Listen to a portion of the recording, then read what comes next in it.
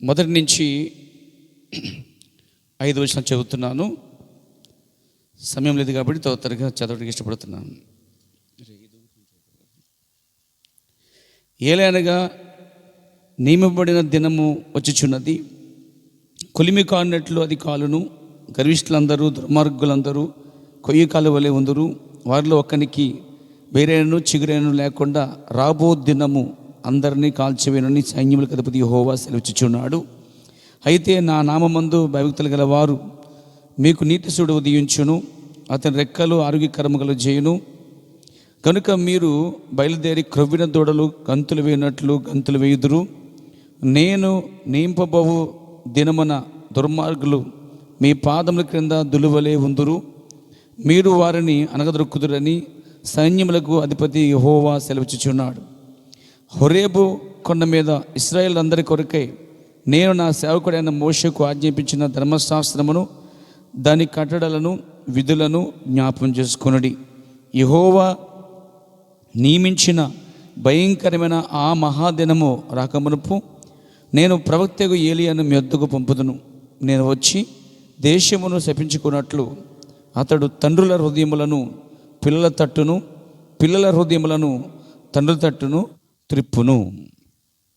ఇంకొక వాక్య భాగం చదువుకొచ్చినాను. ప్రకటన గ్రంథం 10వ అధ్యాయము 7వ వచనం కూడా చదువుకుందాం. 10:7. 7వ దూత పలుకు దినములలో అతడు బూరవదబోచుండగా దేవుడు తన దాసులకు ప్రవక్తలకు తెలిపిన సువార్త ప్రకారం దేవుని మర్మం సమాప్తమని చెప్పాను. ఇది ప్రార్థన చేసుకుందాం. ప్రేమ నమ్మగల పరమ తండ్రి, పరిశుద్ధుడైన దేవా, ఈ రాత్రి చెప్పబడిన సాక్ష్యాన్ని బట్టి, ఏర్పాటు చేసిన కోటను బట్టి స్తోత్రాలు.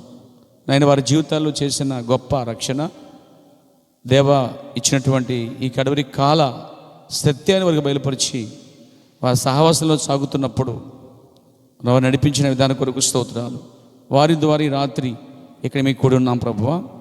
నాయన, వారు ఈ దినం ప్రత్యేకంగా ఏమీ ఏర్పరచుకోలేదు, కానీ కేవలము వారు పొందుకున్నది ఏదో వారి ద్వారా ఇక్కడ ప్రకటించబడాలని నిశ్చయముగా వారి హృదయ ఆశను తీర్చండి, సహాయం చేయండి. చదవబడిన వాక్యం దీవించు ప్రభువా, బలపరచండి. కొద్ది క్షణములు నీ పక్షం నిలబడుచున్నాను, బలపరిచి ఈ రాత్రి మీరు మాతో ఉండి నడిపించమని, నీ వైరు ప్రజలతో మీరు మాట్లాడమని, దర్శించమని, రోగి స్వస్థత, పాపికి రక్షణ, పడిపోయిన వారికి పునరుద్ధానం ఇచ్చి నీ వాక్యము క్రీస్తు అనే బండ మీద నిలబెట్టమని యేసుక్రీస్తు నామములో ప్రార్థించుచున్నాను.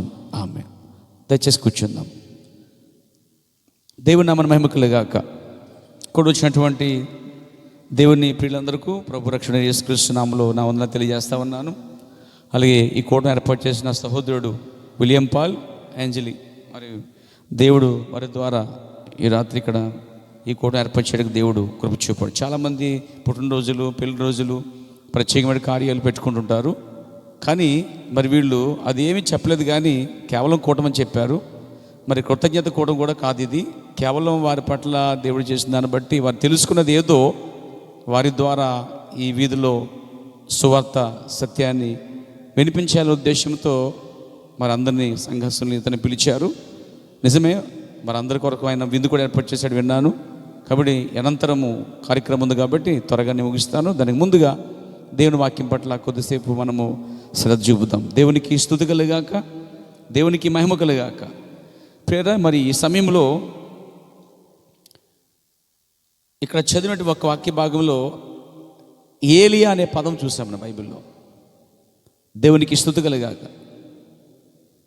చూడండి, ఈ ఏలియా గురించిన ప్రకటన గ్రంథంలోను మరియు మలాకీ పుస్తకంలోను రాజుల గ్రంథంలోను బైబిల్ అంతటా అక్కడక్కడ ఇతని కోసం రాయబడింది. మనం సాధారణంగా అన్ని కోటాల్లో, అన్ని కార్యక్రమాల్లో చాలా విషయాలు వింటూ ఉంటాం. అందరూ చెప్పేదే వింటూ ఉంటాం. రక్షణ సువార్త, క్రీస్తు నిన్నడే ఆకృతిగా ఉన్నాడు, ఆయన స్వస్థపరిచేవాడు, మరలా వస్తున్నాడు అని మనం వింటాం తరచుగా. కానీ వినవలసిన చాలా సంగతులు ఇంకా ఉన్నాయని బైబిల్లో మనం తెలుసుకుంటాం పేర. కాబట్టి ఈ రాత్రి కాలంలో మరి ఇదివరకు వినని కొన్ని సంగతుల కన్నా కలుపుకొని మరికొన్ని కార్యాలు మేము ముందు రాత్రి బైబిల్ ద్వారా మేము ముందు పెట్టాలని ఆశిస్తున్నానండి. బైబిల్ చదువుతున్న ఏ వ్యక్తికైనా, ప్రతి క్రైస్తవునికి, బైబిల్ చదువుతున్న ప్రతి వ్యక్తికి అది బయలుపరచబడితేనే అర్థమవుద్దండి. బైబిల్ చదివినంత మాత్రాన అర్థమైంది అనుకుంటాం పెద్ద పొరపాటు. ఎందుకంటే నపుంసకుడు బైబిల్ చదువుతున్నా కానీ అతను చదివే భాగము గొర్రెపిల్ల గురించి, వదకు గొర్రెపిల్ల వలె ఆయన మౌనంగా ఉన్నాడు, అతడు మౌనంగా ఉన్నాడు, అతడు రాయబడింది. అతడు యెషయా గ్రంథం 50 చదువుతున్నాడు నపుంసకుడు. కానీ తను చదువుతున్నాడు కానీ చదువుచున్నది ఏ మాత్రం అతనికి అర్థం కావట్లేదండి. ఆ తర్వాత ఫిలిప్పుని పరిశుద్ధాత్మ కొనిపోయి ఇక్కడ అడుగుతున్నాడు అనమాట, నువ్వు చదువుచున్నది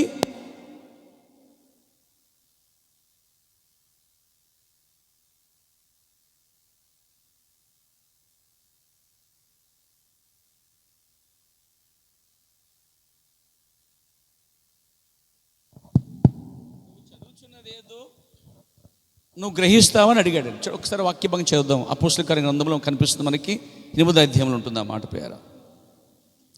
ఏమన్నాడో చూద్దాం ఒకసారి, చిన్న అవగాహన కొరకు. 8వ అధ్యాయంలో ఇక్కడ మనకు కనిపిస్తుంది 30 వచ్చింది చూడండి. ఫిలిప్పు దగ్గరకు పరిగెత్తుకుపోయి అతడు ప్రవక్త అయిన యెషయా గ్రంథము చదువుచుండగా విని, ఎవరు చదువుతున్నారు ఇక్కడ యెషయా గ్రంథాన్ని?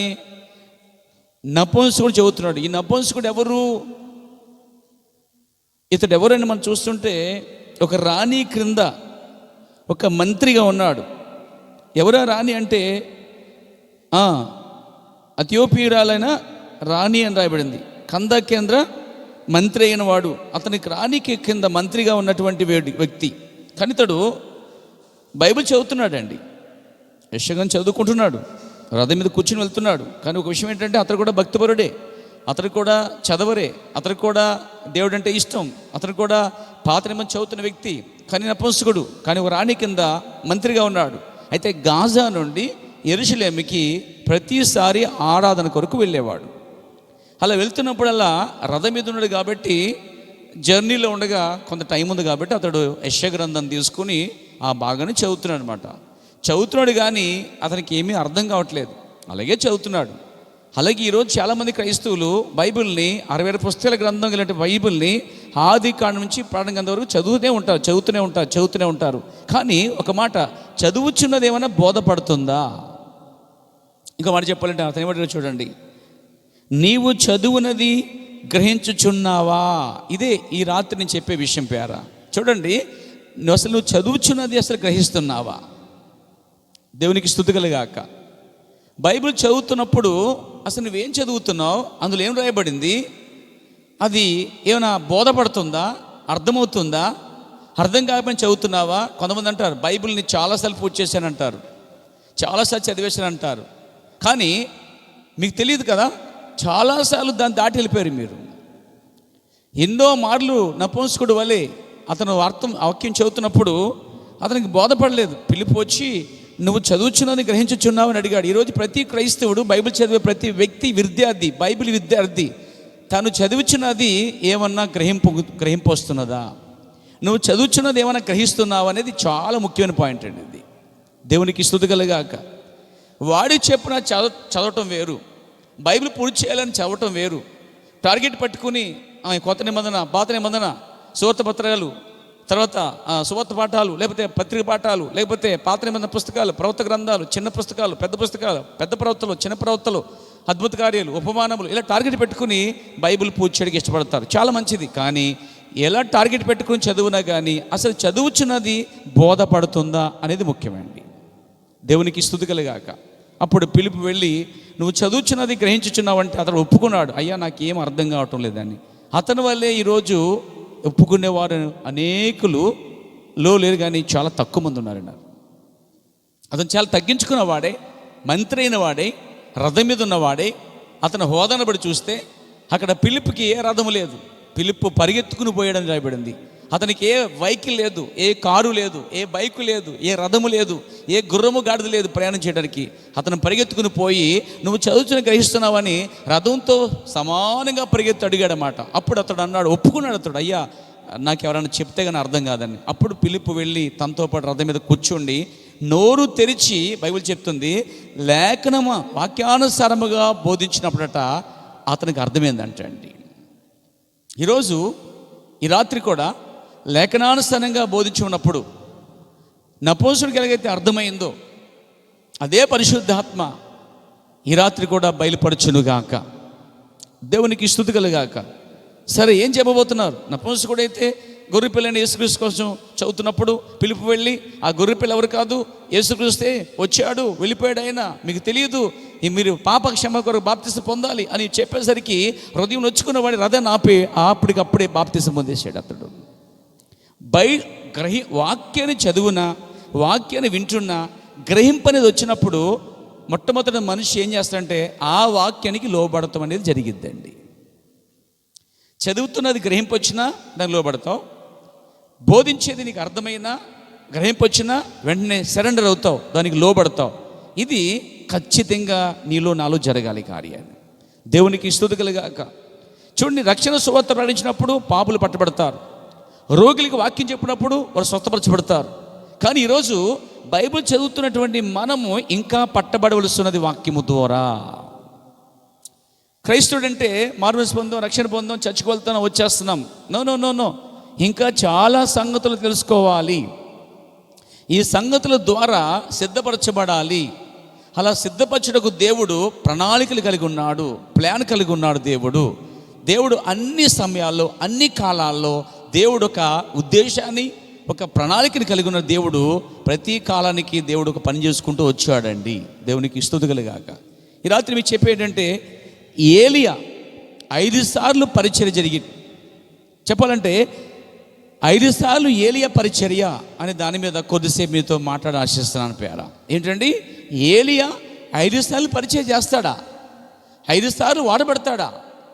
అది ఎంతవరకు సత్యం, ఎంతవరకు నిజమది, ఏ విధంగా అది అర్థమైంది మనకి?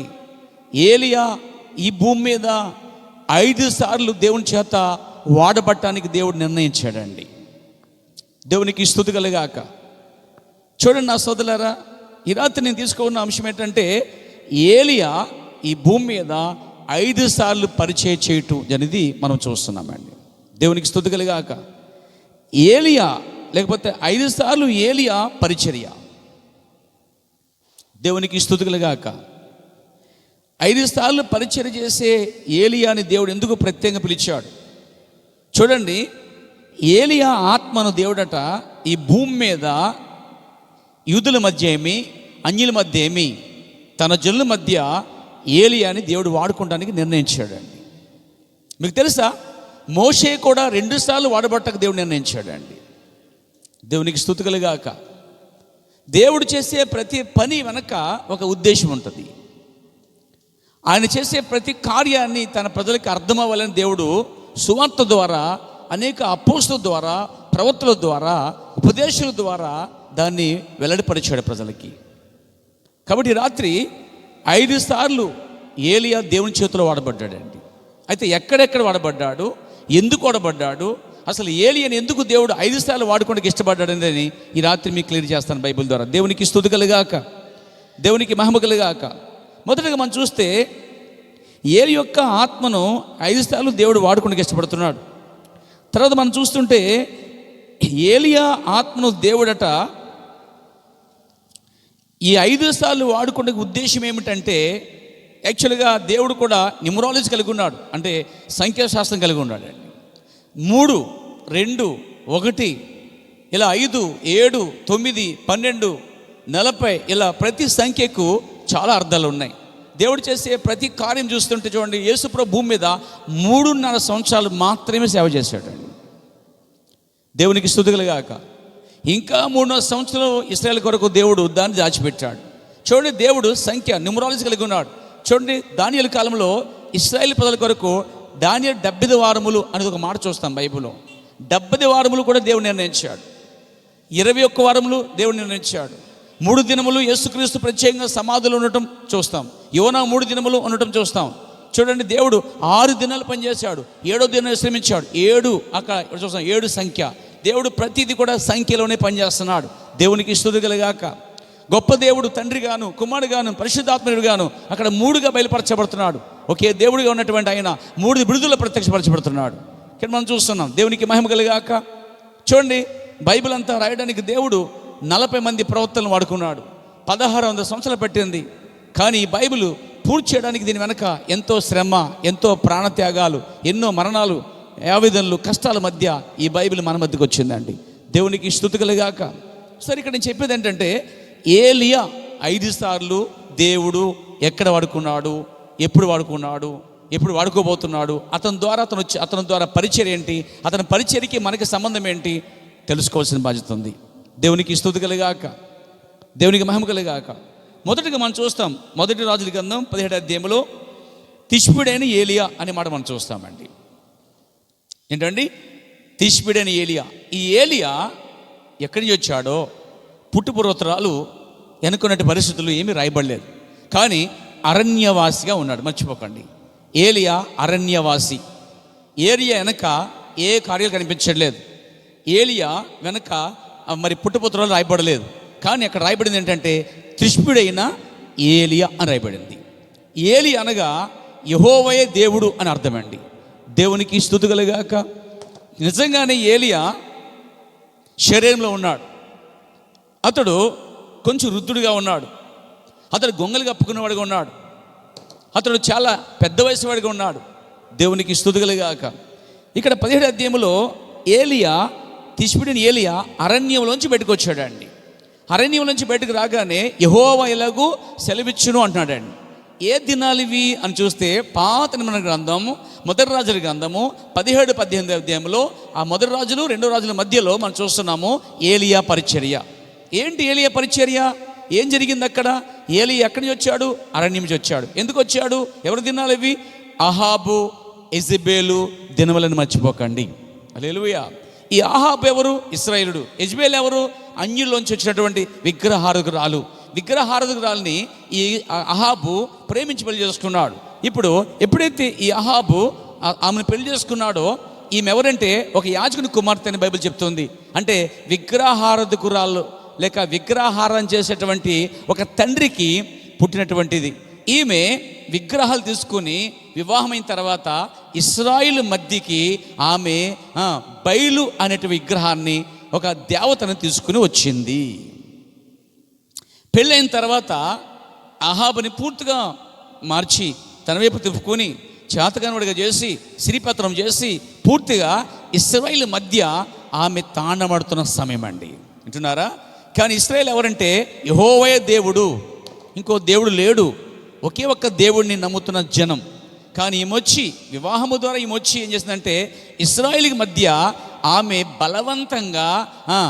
బలవంతంగా బయలుదేవుడు నమ్మమని చెప్పి ఒత్తిడి చేయడానికి 450 మందిని ప్రవక్తల్ని ఆమె పోషించినట్టుగా బైబిల్ చెప్తుంది.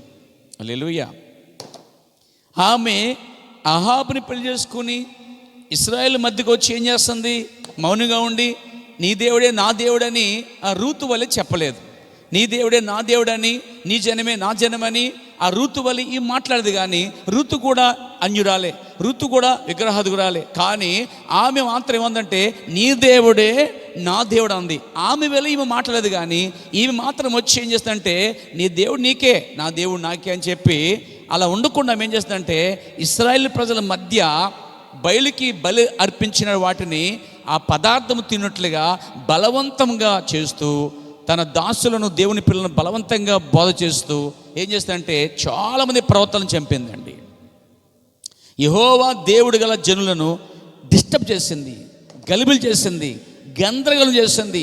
చెప్పాలంటే వారు ఎలాగైపోయారంటే రాను రాను వారు యెహోవా దేవుడా, బయలుదేవుడా అనే 2 తలంపుల మధ్య అలా ప్రజలు వెళ్ళిపోవడం కారణము యెజెబెల్ అనే విషయం మర్చిపోకండి. హల్లెలూయా.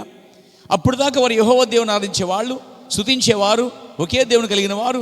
ఈ యెజెబెల్ ద్వారా బయలుదేవతను పరిచయం చేయడం ద్వారా ఆ ఇశ్రాయేలు మధ్య విగ్రహారాధన లేకపోతే బయలుదేవుడు అనే కొంతమంది తిరిగిపోవడం జరిగిందండి. అక్కడ కొందరేమో యెహోవా దేవుడు, కొందరేమో బయలుదేవుడు అని చెప్పి 2 తలం మధ్యలో ఉన్నారండి. ఇంకా ఏం చేసింది ఏమే మనం చూస్తాం.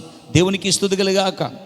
ఇలాంటి సమయాల్లో ఏలియా వచ్చి నేరుగా వెళ్ళి రాజు కూర్చుండగా ఇలా అంటున్నాడు, నా మాట ప్రకారం కాదు యెహోవా జీవం తోడు, ఇది మొదలుకొని 3.5 సంవత్సరములు భూమి మీద వర్షమైనా మంచి అయినా పడదు అని ఖండితముగా ఆజ్ఞాపించాడండి. ఏలియా ఆజ్ఞాపించిన తర్వాత అక్కడ 3.5 సంవత్సరాల వర్షం కానీ ఏ పంట భూములు పండటం కానీ లేవు, కరువు అనేది ఏర్పడింది. అయితే ఇశ్రాయేల్ మధ్య అంత కరువు రావడం కారణం ఏంటి తెలుసా? ఇశ్రాయేలీ ప్రజలు యెజెబెల్ యొక్క బోధ ద్వారా చాలామంది విగ్రహారాధనలోకి వెళ్ళిపోయారు. జీవంగల దేవుడిని విడిచిపెట్టి వారు కొంతమంది బయలుదేవతకి ఆరాధనలు బలులు జరుగుతున్నాయి. బయలు గురించి బోధించడానికి యెజెబెల్కి 450 మంది ప్రవక్తలు ఆమె పోషిస్తుంది. ఇప్పుడు ఆహాబు ఏం చేస్తున్నాడు? ఆహాబు చేలు కట్టుకుని ఒక ఆడింగవాడే, లేకపోతే మరి కేవలం స్త్రీ వెనక కేవలం మాత్రం కట్టబడినవాడిగా అలా మౌనంగా ఉన్నాడండి.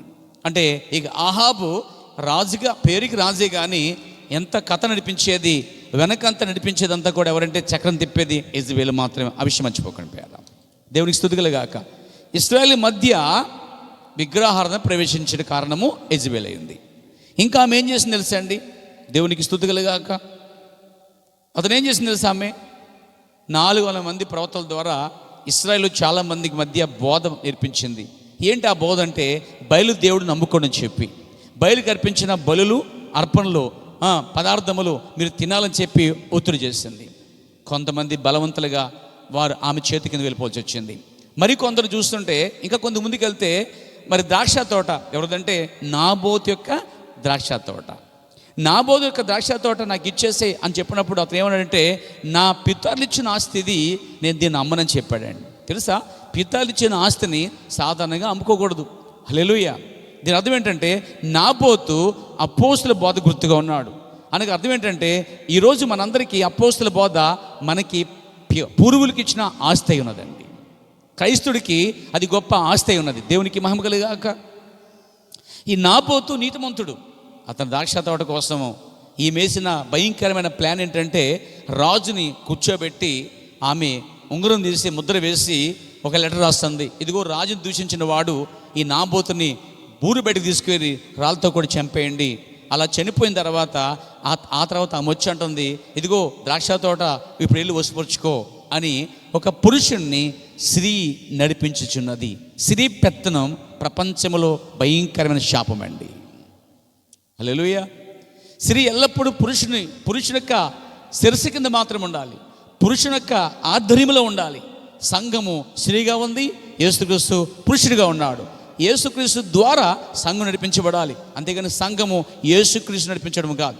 అలాగే పురుషుని ద్వారా స్త్రీ నడిపించబడాలి తప్ప స్త్రీ ద్వారా పురుషుడు నడిపించబడకూడదు. ఎందుకంటే బైబిల్ చెప్తుంది, అతడు నిన్ను ఏలునని ఆదికాండం 3వ అధ్యాయంలో చెప్పబడింది. హల్లెలూయా.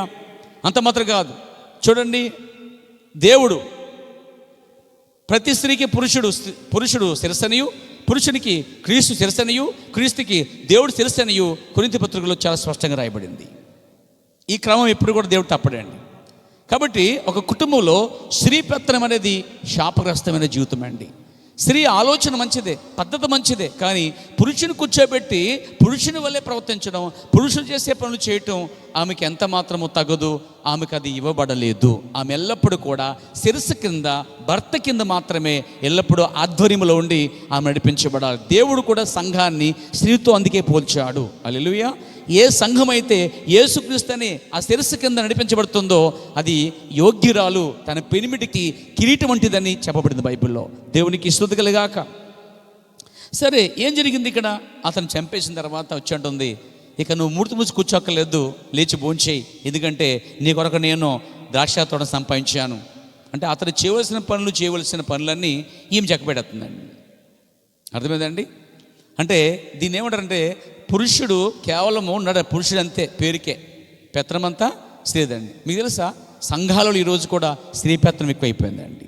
సమాజంలో స్త్రీ పెత్తనం, కుటుంబంలో స్త్రీ పెత్తనం. కానీ స్త్రీ పెత్తనం అనేది శాపగ్రస్తమైంది. ఇక్కడ యెజెబెల్ వలె ఏ స్త్రీ ఉండకూడదండి. మనము ఆ శారా వలె, శారా కుమార్తె వలె ఉండాలని బైబిల్ చెప్తా ఉంది. శారా తన యజమానికి లోబడి యజమాన అని పిలిచి అతనికి లోబడి జీవించిందట శారా. అలా లోబడే కుమార్తెలను శారా కుమార్తెలని పేతురు బోధిస్తున్నాడు. దేవునికి స్తుతి కలుగాక, దేవునికి మహిమ కలుగాక. చూడండి నా ప్రియ సోదరులారా, ఇక్కడ ఆమె ఏం చేసింది? ద్రాక్ష తోట నాబోతుని అన్యాయంగా చంపించి ద్రాక్ష తోట ఇప్పించింది.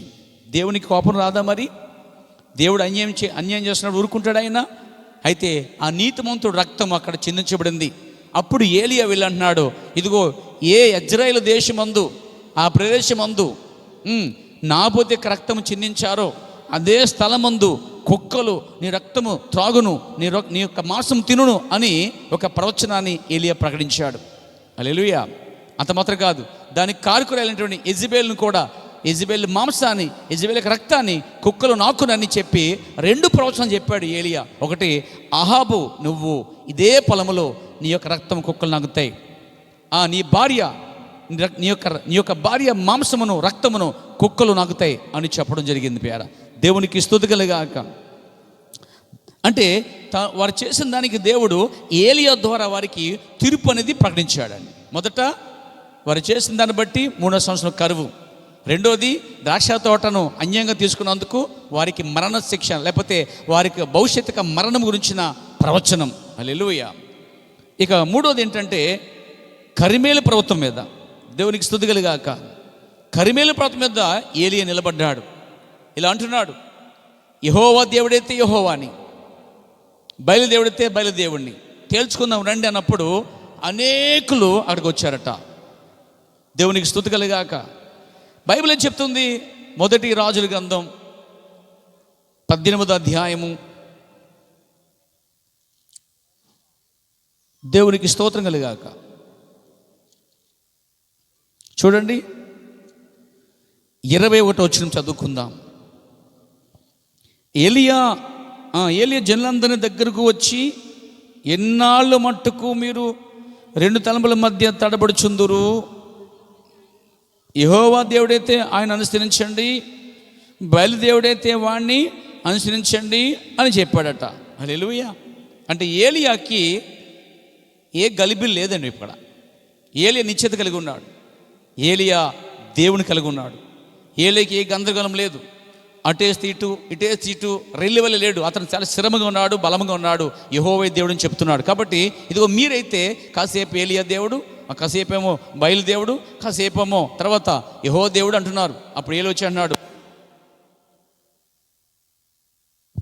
దేవునికి స్తుతి కలుగాక, యెహోవా దేవుడైతే యెహోవా దేవుణ్ణి, బయలుదేవుడైతే బయలు వెంబడించండి, రండి తేల్చుకుందాం అన్నప్పుడు ఒక సవాలు ఇచ్చినాడు అతను, ఒక ఛాలెంజ్ చేస్తున్నాడు. ఏంటంటే యెహోవా పక్షాన నేను ఉన్నాను, మీరే అనేకులు బయలు పక్షాన ఉన్నారు, కాబట్టి ఇద్దరిలో ఎవరు దేవుడైతే తేల్చుకుందాం, ఇలా చేద్దాం అని చెప్పి ఒక ఎద్దును తీసుకుందాం, వదిద్దాం, ఆ మాంసమని కట్టెల మీద వేరుద్దాం.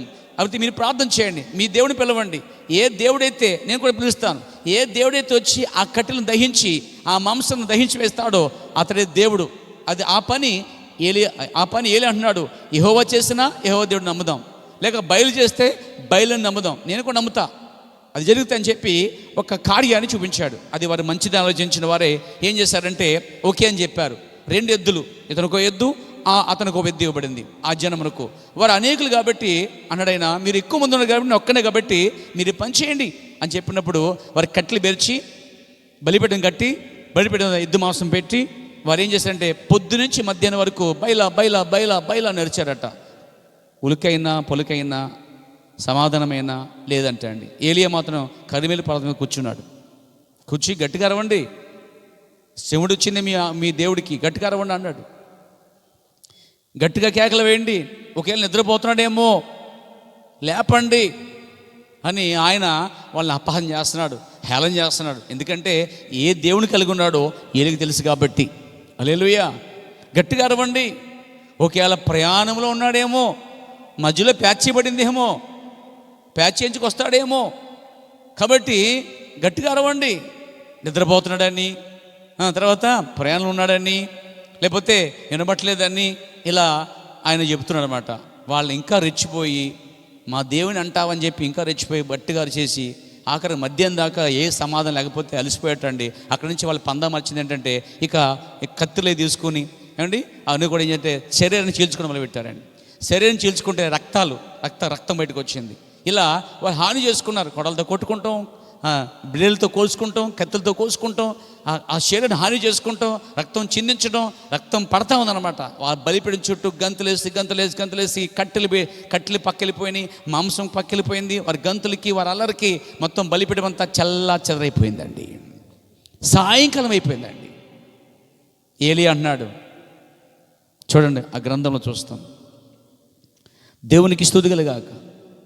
27 వచనం, మధ్యాహ్నము కాగా ఏలియా, వాడు దేవుడై ఉన్నాడు, పెద్ద కేకలు వేయండి. వాడు ఒకవేళ ధ్యానం చేయుచున్నాడేమో, దూరముగా ఉన్నాడేమో, ప్రయాణంలో ఉన్నాడేమో, వాడు నిద్రపోచున్నాడేమో, మీరు ఒకవేళ లేపవలసినదేమో అని అపహాసము చేయగా, వారు మరీ గట్టిగా రోషం వచ్చేసింది. వాళ్ళకి పౌరోషం వచ్చేసిందండి. దేవుడు అంటావా అని రోషం వచ్చేసింది. ఇంకా ఇప్పుడు ఏం చేశారంటే, అప్పుడుదా గంతులు వేసిన వీళ్ళు, కేకలు వేసిన వీళ్ళు కత్తులు అవి బేళ్ళు తీసుకుని ఇక హాని చేసుకున్నారండి. మధ్యాహ్నం అయిపోయింది, టీ టైం అయిపోయింది, అయినా వాడు రాలేదండి. చూసారా? దేవునికి స్తోత్రం కలగాక. ఈరోజు బైబిల్ చెప్తుంది, యెహోవా దేవుడుగా జనులు ధన్యులు అని చెప్తుంది బైబిల్. ఈరోజు నువ్వు నేను జీవంగా దేవుని కలిగి ఉన్నాం. దేవునికి స్తుతి కలగాక. ఆ తర్వాత గట్టిగా కేకలు వేసి, రక్తము కారు మట్టుకు తమ మర్యాద చెప్పున కత్తులతోనూ శాస్త్రములతోనూ తమ దేహమును కోసుకొనుచూ ఉండురి. రెండోసారి మరీ గట్టిగా వారు ఏం చేశారంటే, ఏలియా అనేకుల దగ్గర రెచ్చిపోయి మరీ గట్టిగా అరిచి ఇక శరీరాన్ని హాని చేసుకోవడం మొదలుపెట్టారండి. వింటున్నారా? దేవునికి స్తోత్రం కలగాలి. ఆ తదుపరి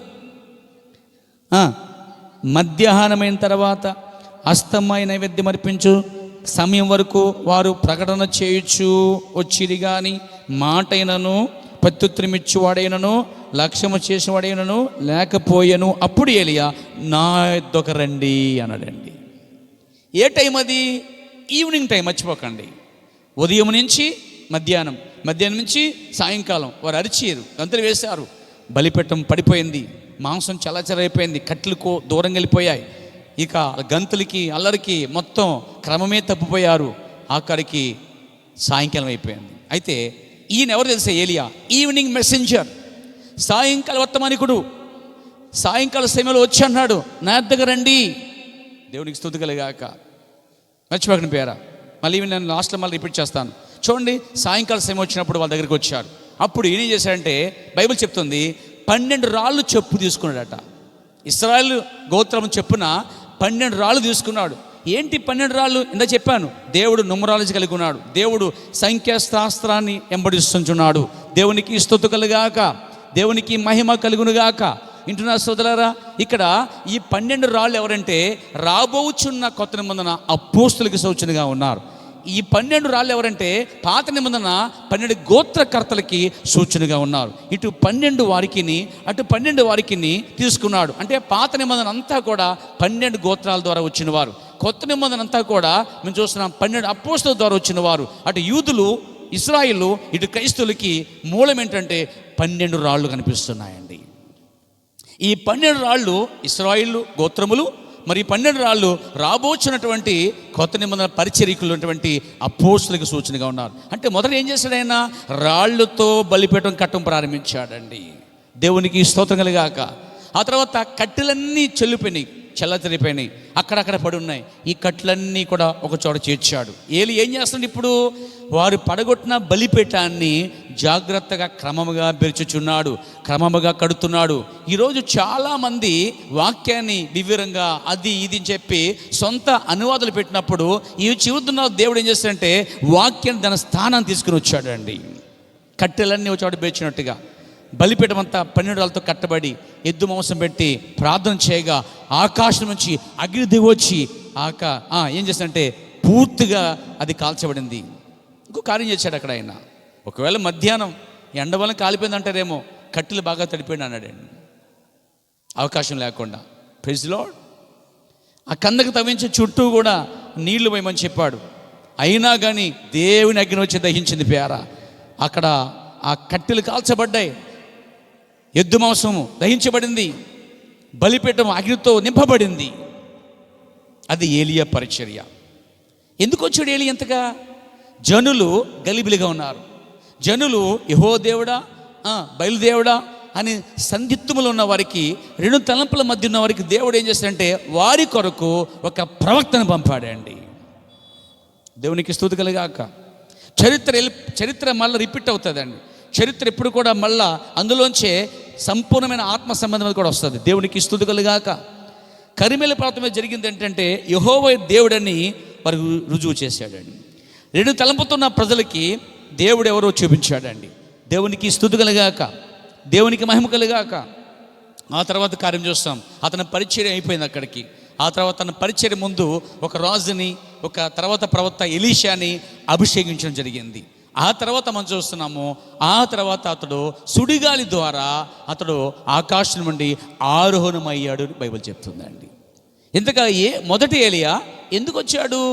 యెజెబెలు ద్వారా చెరపబడి మరియు ఇశ్రాయేలు మధ్య కలుషితం అయిపోయినప్పుడు, ఇశ్రాయేలు మధ్య దేవుడెవరో గలిబిలిగా ఉన్న సమయంలో అసలైన దేవుడిని దించడానికి, రుజువు చేయడానికి యెహోవా పక్షమున, దేవుడి పక్షమున ఒక ప్రవక్తని దేవుడు పంపటం గొప్ప కార్యమండి. హల్లెలూయా. ఇశ్రాయేలు అందరూ కూడా గలిబిలిగా ఉన్నారు. గలిబిలిగా ఉన్న ప్రజలను దేవుని తట్టు తిప్పడానికి, తొలగిపోయిన ఇశ్రాయేల్ ప్రజలను మరలా దేవుని వైపు తిప్పడానికే దేవుడు ఏలియాని పంపించాడు. అతని పరిచయం అయిపోయింది. ఇప్పుడు అతడు వెళ్ళిపోతున్న సమయంలో ఎలీషాని శిష్యుడిగా చేసుకున్నాడు. ఎలీషా మీదకి దుప్పటి విసిరాడు. హల్లెలూయా. ఎలీషాని ఎన్నుకోమని చెప్పి దేవుడు చెప్పాడు. కాబట్టి వెళ్ళే ముందు ఎలీషాని అభిషేకించాడు. హల్లెలూయా. ఆ తర్వాత వెళ్ళిపోతున్న సమయంలో ఎలీషా కూడా ఉన్నాడు. సరే, ఇంతకాలం నాతో ఉన్నావు కాబట్టి నీకేం కావాలని అడిగాడు ఏలియా. అప్పుడు అన్నాడు, ఇదేదో నేను ఎప్పటి నుంచో అబ్జర్వేషన్ చేస్తున్నాను, ఎప్పటి నుంచో వెతుకుతున్నాను. నీ కార్యములు చాలా అద్భుతంగా ఉన్నాయి, నీ ప్రసంగం చాలా అద్భుతంగా ఉంది, నీ ఛాలెంజ్ చాలా అద్భుతంగా ఉంది. నిజంగా నువ్వు దేవుని కోసం రోషం గలవిడిగా ఉన్నావు. అయితే నీ మీద ఉన్న రెండు పాళ్ళ ఆత్మకాలను అడిగాడు. ఇది చాలా కష్టం అబ్బాయి అన్నాడండి. చాలా కష్టం అన్నాడు. ఏమైనా సరే నీ మీద ఉన్న ఆత్మ 2 పాలు కావాలి నాకు అన్నాడు. అంటే అర్థం ఏంటి?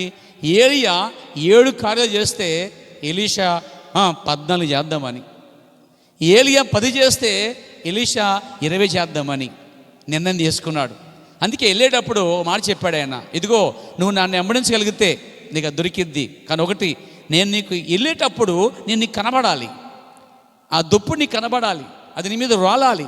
ఇదంతా నీకు కనబడినప్పుడు, ఖచ్చితంగా నేను నీకు కనబడినప్పుడు ఆ టైంలో నువ్వు అడిగింది నువ్వు పొందుకుంటావని చెప్పి అని చెప్పాడు. ఇక ఛాన్స్ వదులుకోకుండా ఏలియాని ఎలీషా 2 కళ్ళు ఏలియా మీద పెట్టాడండి. కొందరైతే ఒక కన్ను ఏమో దేవుని మీద, ఒక కన్ను టీవీ పెడతారండి. ఈరోజు ఒక కన్ను టీవీ మీద, ఒక కన్ను చర్చి మీద, ఒక కన్ను బైబిల్ మీద, ఒక కన్ను ఏమో ఒకసారి పాస్టర్ విశ్వాసం దర్శించడానికి వెళ్ళాట. విశ్వాసని ఆమె తలుపు సందులోంచి పాస్టర్ రత్నం చూసిందంట. టీవీ ఆపేయని చెప్పిందంట. టీవీ ఆపేశారు. కానీ టీవీకి ఎర్ర అవుతుంది కదా, అది మర్చిపోయారండి. ఆ పాస్టర్ గారు చూసి, అమ్మ ఏంటమ్మా ఈ పరిస్థితి అంటే, లేదండి అయ్య గారు, మేము సువార్త ఛానల్ చూస్తున్నామండి అన్నారు. సరే, ఇంకో రోజున వచ్చేసరికి ఆ పాస్టర్ గారు దారిని వెళ్తుంటే ఆ లోపడంట సువార్త ఛానల్ నుంచి ఫైటింగ్ వస్తుందంటండి. ఫైటింగ్ ఎందుకు వస్తుంది? ఛానల్ మార్చేశారండి వాళ్ళు అక్కడ. ఈరోజు నిజంగానే సువార్త ఛానల్ చూస్తున్నావా? నిజంగా ఆరాధన ఛానల్ చూస్తున్నావా? నిజంగా గ్రేస్ టీవీ చూస్తున్నావు నువ్వు? లేదే, అబద్ధం.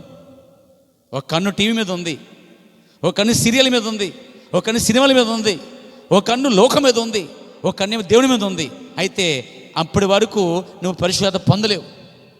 అయితే ఏలియా మాత్రం 2 కళ్ళు ఏలియా మీద పెట్టాడు ఎలీషా. హల్లెలూయా. ఎందుకని ఏం చెప్పాడు అతడు? చూడండి ఆ వాక్యాన్ని. 2వ రాజుల గ్రంథం 1వ అధ్యాయంకి వచ్చినట్టయితే, 2వ అధ్యాయంకి వచ్చినట్లయితే ఆ మాట చూస్తాం. దేవునికి స్తుతి కలుగాక. 9వ వచనం.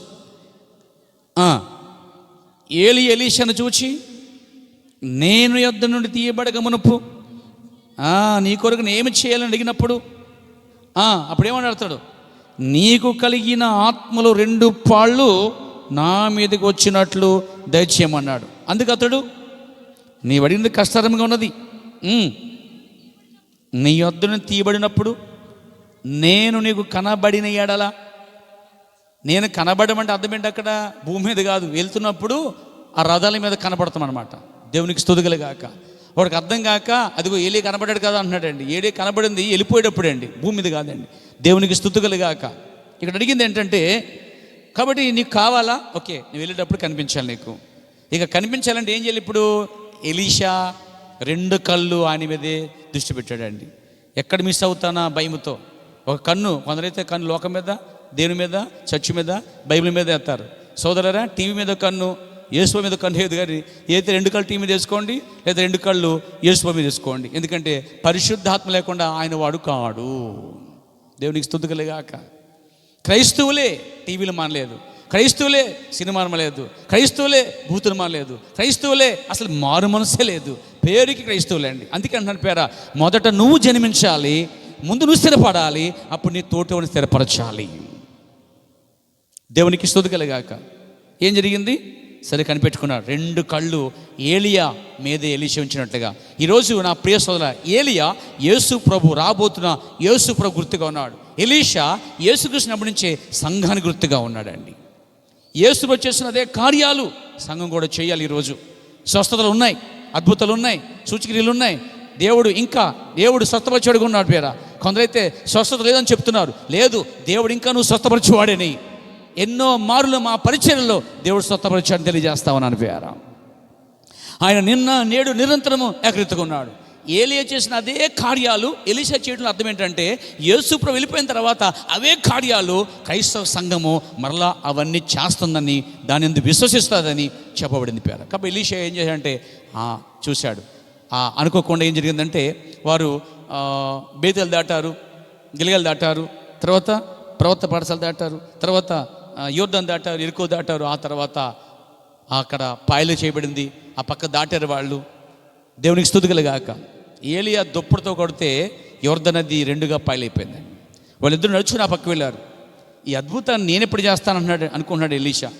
ఎప్పుడంటే ఇతని మీద ఉన్న 2 ఆత్మ పొందుకున్నప్పుడు అదే చేస్తానని విశ్వాసం. అంటే ఏలియా ఏం చేశాడో అవే కార్యాలు ఎలీషా చేయటం అర్థం ఏంటంటే, సంఘము కూడా రేపు క్రైస్తవ సంఘము కూడా మునుపు 2000 సంవత్సరాల క్రితం యేసుక్రీస్తు ఏ అద్భుతాలు చేశాడో అవే కార్యాలు క్రైస్తవ సంఘం అనేది చేసి రుజువు చేయాలండి భూమి మీద.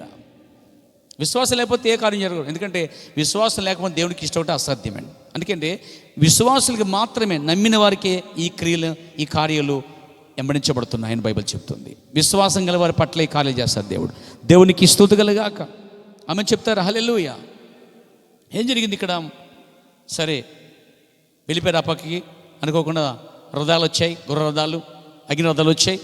ఏలియాని తీసుకెళ్ళిపోతాం ఎలీషా చూశాడు. చూసి గట్టిగా అరిచాడు. ఇలా అంటున్నాడు అక్కడ, దేవునికి స్తుతి కలుగాక.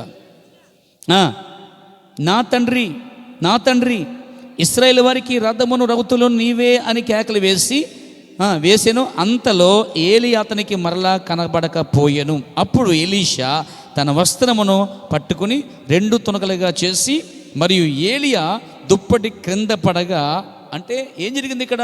అతడు ఆరోహణ అవుతున్నప్పుడు తన వస్త్రాన్ని 2గా చీల్చుకున్నాడు. ఈ లోప ఏలియా దుప్పటి తన మీద పడిందండి. ఇక ఆ దుప్పటి పట్టుకున్నాడు. దేవునికి స్తోత్రం కలుగాక. మొదటి ఏలియా పరిచర్య అక్కడ ముగించబడుతుంది. ఏలియా మీద ఉన్న అదే ఆత్మ ఈయన మీదకి వస్తుంది ఇప్పుడు. అంటే ఏలియా చేసిన పరిచర్య ఇతను మళ్ళా చేయవలసింది. యేసు చేసిన పరిచర్య, అలాంటి పరిచర్య మళ్ళా ఒక పరిచర్య చివరి దినాలు ఉంటుంది. దేవునికి స్తుతి కలుగాక. సరే ఏం చూస్తున్నాం అక్కడ? దేవునికి మహిమ కలుగాక. ఏలియా దుప్పటి కింద పడగా అతడు దాన్ని తీసుకుని యోర్దాను ఒడ్డునకు వచ్చి నిలిచి, ఒంటి మీద నుండి క్రింద పడిన ఆ దుప్పటిని పట్టుకుని నీటి మీద కొట్టి, ఏలి యొక్క దేవుడైన యెహోవా ఎక్కడున్నాడు, ఏలియా యొక్క దేవుడు ఎక్కడున్నాడు అడిగాడండి అని చెప్పి దుప్పటిని ఇలా యోర్దాను నదికి మళ్ళీ కొట్టగానే, ఏలియా టైంలో ఎలాగైతే అది పాయలైందో ఇప్పుడు ఎలీషా టైంలో కూడా అది మళ్ళా 2గా పాయలైందండి. ఈ పక్క వచ్చేసాడండి. ఈ కార్యాన్ని చూసిన వాళ్ళందరూ, అనగా ఎలీషా పరిచర్యకు వస్తే ఎలీషా ఏం చేశాడు? హల్లెలూయా. ఎలీషా మనం చూస్తున్నాం, ఏలియా చేసిన అద్భుతాలే మళ్ళా అతను చేశాడు. ఏలియా కన్నా డబుల్ ఆత్మ గలవాడే ఉండి ఎక్కువ అద్భుతాలు, ఎక్కువ కార్యాలు చేశాడు. దేవునికి స్తుతి కలుగాక. దేవునికి మహిమ కలుగాక. మనం చూస్తున్నాం ఎలీషా ఏలియా ఆత్మ కలిగివాడిగా ఉన్నట్టు బైబిల్ చెప్తుంది ప్యారా. చూడండి కింద వచ్చిన చదువుదాం. 15 వచనం. ఎరుకో దగ్గర నుండి కనిపెట్టుచుండిన ప్రవక్తల శిష్యులు అతను చూచి ఏలియా, ఇదిగా పెట్టుకొని పోయారు క్రైస్తవ సోదరులారా, ఏలియా ఆత్మ ఎలీషా మీద నిలిచి ఉందని వారు గ్రహించారటండి. నువ్వు గ్రహించగలవా? నువ్వు గ్రహించగలవి? రాత్రి ఏలియా మీద ఉన్న అదే ఆత్మ ఎలీషా మీద ఉన్నప్పుడు ఏలియా చేసిన కార్యాలే ఎలీషా చేస్తున్నాడు. ఏలియా చేసిన అద్భుతాలే ఎలీషా చేస్తున్నాడు. ఏలియా ఎలా నిలబడ్డాడో ఆ దేవుని కొరకే ఎలీషా నిలబడ్డాడు. దేవునికి స్తుతి కలుగాక. ఇప్పుడు ఏలియా పరిచర్య ఏంటి? ఏలియా పరిచర్య అయిపోయిన తర్వాత అదే పరిచర్యను 2% డబల్ 2 ఆత్మ గలవాడుగా, శక్తి గలవాడుగా ఎలీషా ముందుకు వెళ్ళిపోతున్నాడు. దేవునికి స్తుతి కలుగాక. మీకు తెలుసా, ఎలీషాని మనం చూస్తాం తర్వాత అధ్యాయంలో బోడివాడని పిలిచారట కొందరు అల్లరి ముక్క, చిన్నపిల్లలు, బాలురు. అయితే ఆ 42 మందిని ఆ 2 ఆడి ఎలుగుబంటులట చీల్చి చెండాడి చంపేశాడు. అంటే ఏలియా ఆత్మ కలిగి నడుస్తున్నటువంటి ఎలీషాని బోడివాడ అంటే బట్టబొరవాడా అని పిలిచారండి, హేళన చేశారండి. అంటే ఒక ప్రవక్తని, ఏలియా ఆత్మ కలిగినటువంటి దైవజనుడిని, ఎలీషాని వారు అపహాసం చేస్తారు, హేళన చేస్తారు, అగౌరవపరిచారు. ఒక మాట పలికాడు అతడు. వాళ్ళని శపించగానే ఆడి ఎలుగుబంట్లు వచ్చి 42 బాలులను చంపినట్టుగా బైబిల్ చెప్తుంది ప్రియారా. అంత శక్తి అతని మీద ఉందండి. దేవునికి స్తుతి కలుగాక. ఆ తర్వాత మనం చూస్తాం, షునేమిరాలికి వృద్ధాప్యములో షునేమిరాలు ఆమెకి బిడ్డ పుడతాడని చెప్పి ప్రార్థన చేయగా ఆమె బిడ్డ కలిగింది. దేవునికి స్తుతి కలుగాక. ఆ బిడ్డ చనిపోయే స్థితిలో ఉన్నప్పుడు షునేమిరాలు నడుచుకుంటూ వచ్చింది. అన్నాడు ఆమె, సమాధానంగా వస్తున్నావా? అయ్యా సమాధానమే. అప్పుడు నేను అడగకుండా ఇచ్చిన బిడ్డ చనిపోయాడు, నీకు వదిలిపెట్టాను చెప్పగానే ఎలీషా వెళ్ళి అక్కడ ఆ బిడ్డ మీద పడుకున్నప్పుడట ఆ బిడ్డ 7 మార్లు తుమ్మునట్టుగా బయలు చెప్తుందండి. చెప్పాను కదా, సంఖ్యాశాస్త్రం దేవుడు కలిగి ఉన్నాడని. దేవునికి స్తుతి కలుగాక. 7 మార్లు తుమ్మాడట. దేవునికి మహిమ కలుగాక. ఆ బిడ్డ బతికాడండి. ఆ తర్వాత ఎలీషా చేసిన పరిచయం ఏంటంటే, సిరియా రాజైనటువంటి నయమానుకి కుష్ఠరోగం ఉందన్నమాట.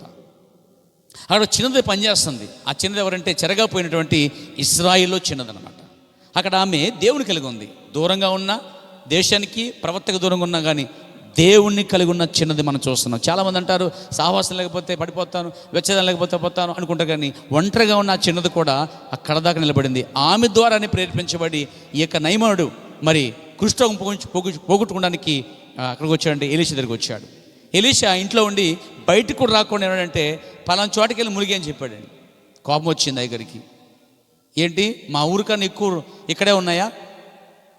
ఈ నదులు పెద్ద గొప్పయా? సిరియా దేశం కన్నా నదులు గొప్పయా అని చెప్పి అవి అక్కడే ములుగుతా అని చెప్పి వెనక్కి వెళ్ళిపోతున్నాడు. ఈరోజు రథం నడిపేవాడు అంటున్నాడు, అయ్యా ఏం అడిగాడు నిన్ను? ధనం అడిగాడా? దెబ్బ అడిగాడా? లేకపోతే హాస్టల్ కట్టించమన్నాడా? లేదా చర్చికి స్థలం ఇమ్మన్నాడా? లేకపోతే అది ఇది అడిగాడా? ఏం అడగలేదుగా నిన్ను. కేవలము వెళ్ళి ములుగురా అని చెప్పాడు కదా. నువ్వు ఎలాంటి వాడంటే ఎవరైనా వచ్చి అడిగితే ఇచ్చేవాడు కదా. దాతృత్వ గల మనసు నీకు ఉంది కదా, ఎందుకే కోపడ్డావు? ఏమడిగాడైనా? కేవలం ములుగుమని చెప్పాడు కదా. అప్పుడు కొంచెం కూల్ అయిన తర్వాత అప్పుడు వెళ్ళి ములిగాడట అండి. ఒకసారి ములిగాడట, 2 సార్లు ములిగాడట. కానీ ఎలీషా ఏం చెప్పాడంటే 7 మార్లు నుమ్మరాలు ఇచ్చి 7 మార్లు ములుగమని చెప్పాడండి. దేవునికి స్తుతి కలుగాక. 5 సార్లు ములిగన్నాడట. ఒరే స్వస్థత రావట్లేదురా, నాకు కుష్ఠంగా పోవట్లేదు అన్నాడట. సార్ ఆ పనుడు అన్నాడట, ఆయన చెప్పింది 5 సార్లు కాదు సార్, 8 సార్లు 7 మార్లు అని చెప్పాడుగా అన్నాడు. 6 సార్లు ములిగాడు. సార్ 6 సార్లు కాదు 7 అని చెప్పాడు. ఆ దేవజనుడి మాట ప్రకారంగా 7వ ములిగండి సార్ అన్నాడు. ఇక ములిగేశాడట. కానీ అతను ములిగే ముందు సైన్యాధిపతి కాబట్టి స్టార్లు ఎక్కువ ఉన్నాయండి. ఏమున్నాయి? స్టార్లు ఎక్కువ ఉంటాయి. సైన్యాధిపతికి స్టార్లు ఉంటాయి కదా, 1 2 3 4. సార్ ఎంత తీసేయను అన్నాడు. అరే నా స్టార్లు రా, నా పరువురా, నా బాధ్యతరా సార్. అవన్నీ కుష్ఠరోగం బాగు చేయలేదు కదా సార్. కాబట్టి ఆ స్టార్లు పక్కన పెట్టి, ఆ బట్టల పక్కన పెట్టి, ఆ హోదా పక్కన పెట్టి తగ్గించుకుని ములగుండని చెప్పాడంట. ఈరోజు అతని వల్ల ఎంతమంది తగ్గించుకుంటారో అందరికీ స్వస్థత కలిగిద్దండి. స్వస్థత తగ్గింపులో వస్తుందండి. స్టార్లు తీసేశాడు, బట్టలు తీసేశాడు, ములిగాడు. పైగా అది మురుకు నదట. ఏదది యోర్ధా నది. 7 సార్లు ములిగిన తర్వాత బైబిల్ చెప్తుంది అతని దేహము చిన్న పిల్లవాడి దేహంలో మారిపోయింది. దేవునికి స్తోత్రం చెప్దాం. ఇక్కడ ఏం జరిగింది? ఎలీషా వాక్యము ద్వారా అతను ప్రకటించిన సువార్త ద్వారా అక్కడ నయమాన్ అనేవాడు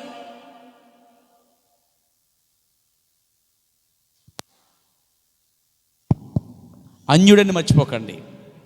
అన్యుడికి ఒక వాక్యం చెప్పాడు ఎలీషా వాక్యము ద్వారా అన్యుడైనటువంటి నయమోను స్వస్థపరచబడ్డాడు. మీకు తెలుసా, కుష్ఠరోగం పోయిన ప్లేస్ అంతా కూడా బైబిల్ చెప్తుంది ఆ దేహం అంట మారిపోయిందంట అండి. అనగా అర్థం ఏంటంటే రాబోయే దినాల్లో సరైన వాక్యం వింటే ఈ శరీరము మార్పు చెంది సంఘం అనే హల్లెలూయా దేవునికి స్తోత్రం కలిగాక. ఏలియా వర్తమానం తీసుకుని ఎలీషా బోధిస్తున్నాడండి. దేవునికి స్తోత్రం కలిగాక.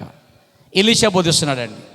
ఎలీషా బోధలో ఇక్కడ ఏం చూస్తామంటే అద్భుతాలు, స్వస్థతలు, పునరుద్ధానమే కాకుండా చర్చిలో బ్రతకడమే కాకుండా వింటున్నారండి, అక్కడ రూపాంతరపరచబడే కార్యం ఒకటి ఉన్నది. దేవునికి స్తుతి కలుగాక. ఆ తర్వాత అతను పరిచయం అయిపోయింది. దేవుని పక్షము అతను నిలబడ్డాడు. దేవుని పక్షం నిలబడినప్పుడు ఒక రోజున ఉదయాన్ని సిరియా రాజు సైన్యంతో వచ్చేసాడండి. అప్పుడు గెహజీ అన్నాడు, అయ్యా ఈరోజు మనం చనిపోయినట్టే, మన పని అయిపోయినట్టు అన్నాడండి. నువ్వు కంగారు పడుకో, సిరియా సైన్యము కన్నా గొప్ప సైన్యము మన చుట్టూ ఉందన్నాడండి. దేవునికి స్తోత్రం. ఎందుకు తెలుసా? నేను ఆ పరలోక ప్రతినిధిగా వచ్చాను, పరలోక రాజ్యపక్షం వచ్చాను కాబట్టి పరలోక సైతం నా పక్షాన ఉందండి. నిజమైన సేవకుడు, నిజమైన ఏలియా, నిజమైన ప్రవక్తల పక్షాన పరలోకమే నిలబడుతుందండి. అంత మాత్రం కాదు, నమ్మితే నీ చుట్టూ కూడా ఆ గొప్ప రథాలు, రౌతులు ఉన్నాయని నువ్వు నమ్మగలిగితే చాలండి. అర్ధరాత్రి వెళ్ళినా నో ప్రాబ్లం, భయపడక్కర్లేదు. నువ్వు పిల్లిని కుక్క నుంచి భయపడక్కర్లేదు, దాన్ని దీన్ని చూసి భయపడక్కర్లేదు. ఎందుకంటే నీ ఎలీషా చుట్టూ ఏదైతే ఉందో ఆ గొప్ప కావలివాడు నీ చుట్టూ కూడా ఉన్నాడండి. ఆయన నమ్మితే రాత్రి దేవునికి స్తుతి కలుగాక. అతను పరిచయం అయిపోయింది. ఎలీషా మృతి పొందాడండి. కానీ ఏలియా భౌతికంగా వెళ్ళిపోయిన తర్వాత రూపాంతరపరచి వెళ్ళిపోయారు. చాలామంది అన్నారు ఏలియా రక్తమాసాలతో వెళ్ళిపోయాడు. No, never. రక్తమాసంలో దేవుని రాజ్యమును స్వతంత్రించుకున్న నేరవని పౌలు చెప్పిన మాట అబద్ధం కాదు. వారు అలా వెళ్తే పౌలు అబద్ధం అన్నట్టు. కానీ వారు వెళ్ళేటప్పుడు వాళ్ళ శరీరాలు మార్పు చెందే వారు వెళ్ళారు. అయ్యా ఎలా జరిగిద్ది అనొచ్చు. చనిపోయిన వారు లేపబడిన తర్వాత బతుకున్న మనము మార్పు చెందుదామని చెప్పాడు పౌలు. చూడండి, అది జరిగింది అక్కడండి. ఈరోజు ప్రభు వస్తే మనకంటే ముందు మృతులు లేపడతారు. బతుకున్న మనం అలా వెళ్ళిపోమండి, రక్తమాసాలు తెలవండి. కొంతమంది ఏలియా ఆనోకు రక్తమాసాలు తెలిపారు అన్నారు. నో, మనము మృతులు పొందలు లేచిన తర్వాత మనము సజ్జులని మనం వెళ్ళిపోము. కానీ మనం మార్పు చెంది, అనకు అర్థం ఏంటంటే ఈ శరీరం మార్పు చెంది ఎత్తబడతాం. ఎలా అయితే ఎత్తబడతామో భవిష్యత్తులో మనకంటే ముందు ఆనోకు మరి ఏలియా అలా ఆ విధంగా ఎత్తబడ్డారండి వాళ్ళు. దేవునికి స్తోత్రం కలిగాక. ఇప్పుడు గమనించండి, ఏలియా పరిచర్య ఎలీషాలో నెరవేర్చబడిపోయింది. ఎలీషా తన పరిచర్య ముగించాడు. ఏలియా దేవుని రుజువు చేశాడు. దేవునికి స్తుతి కలుగాక. ఇప్పుడు ఏలియా ఆత్మ మొదటిసారి ఏలియా వలె, తిష్బిడిన ఏలియా వలె వాడబడింది.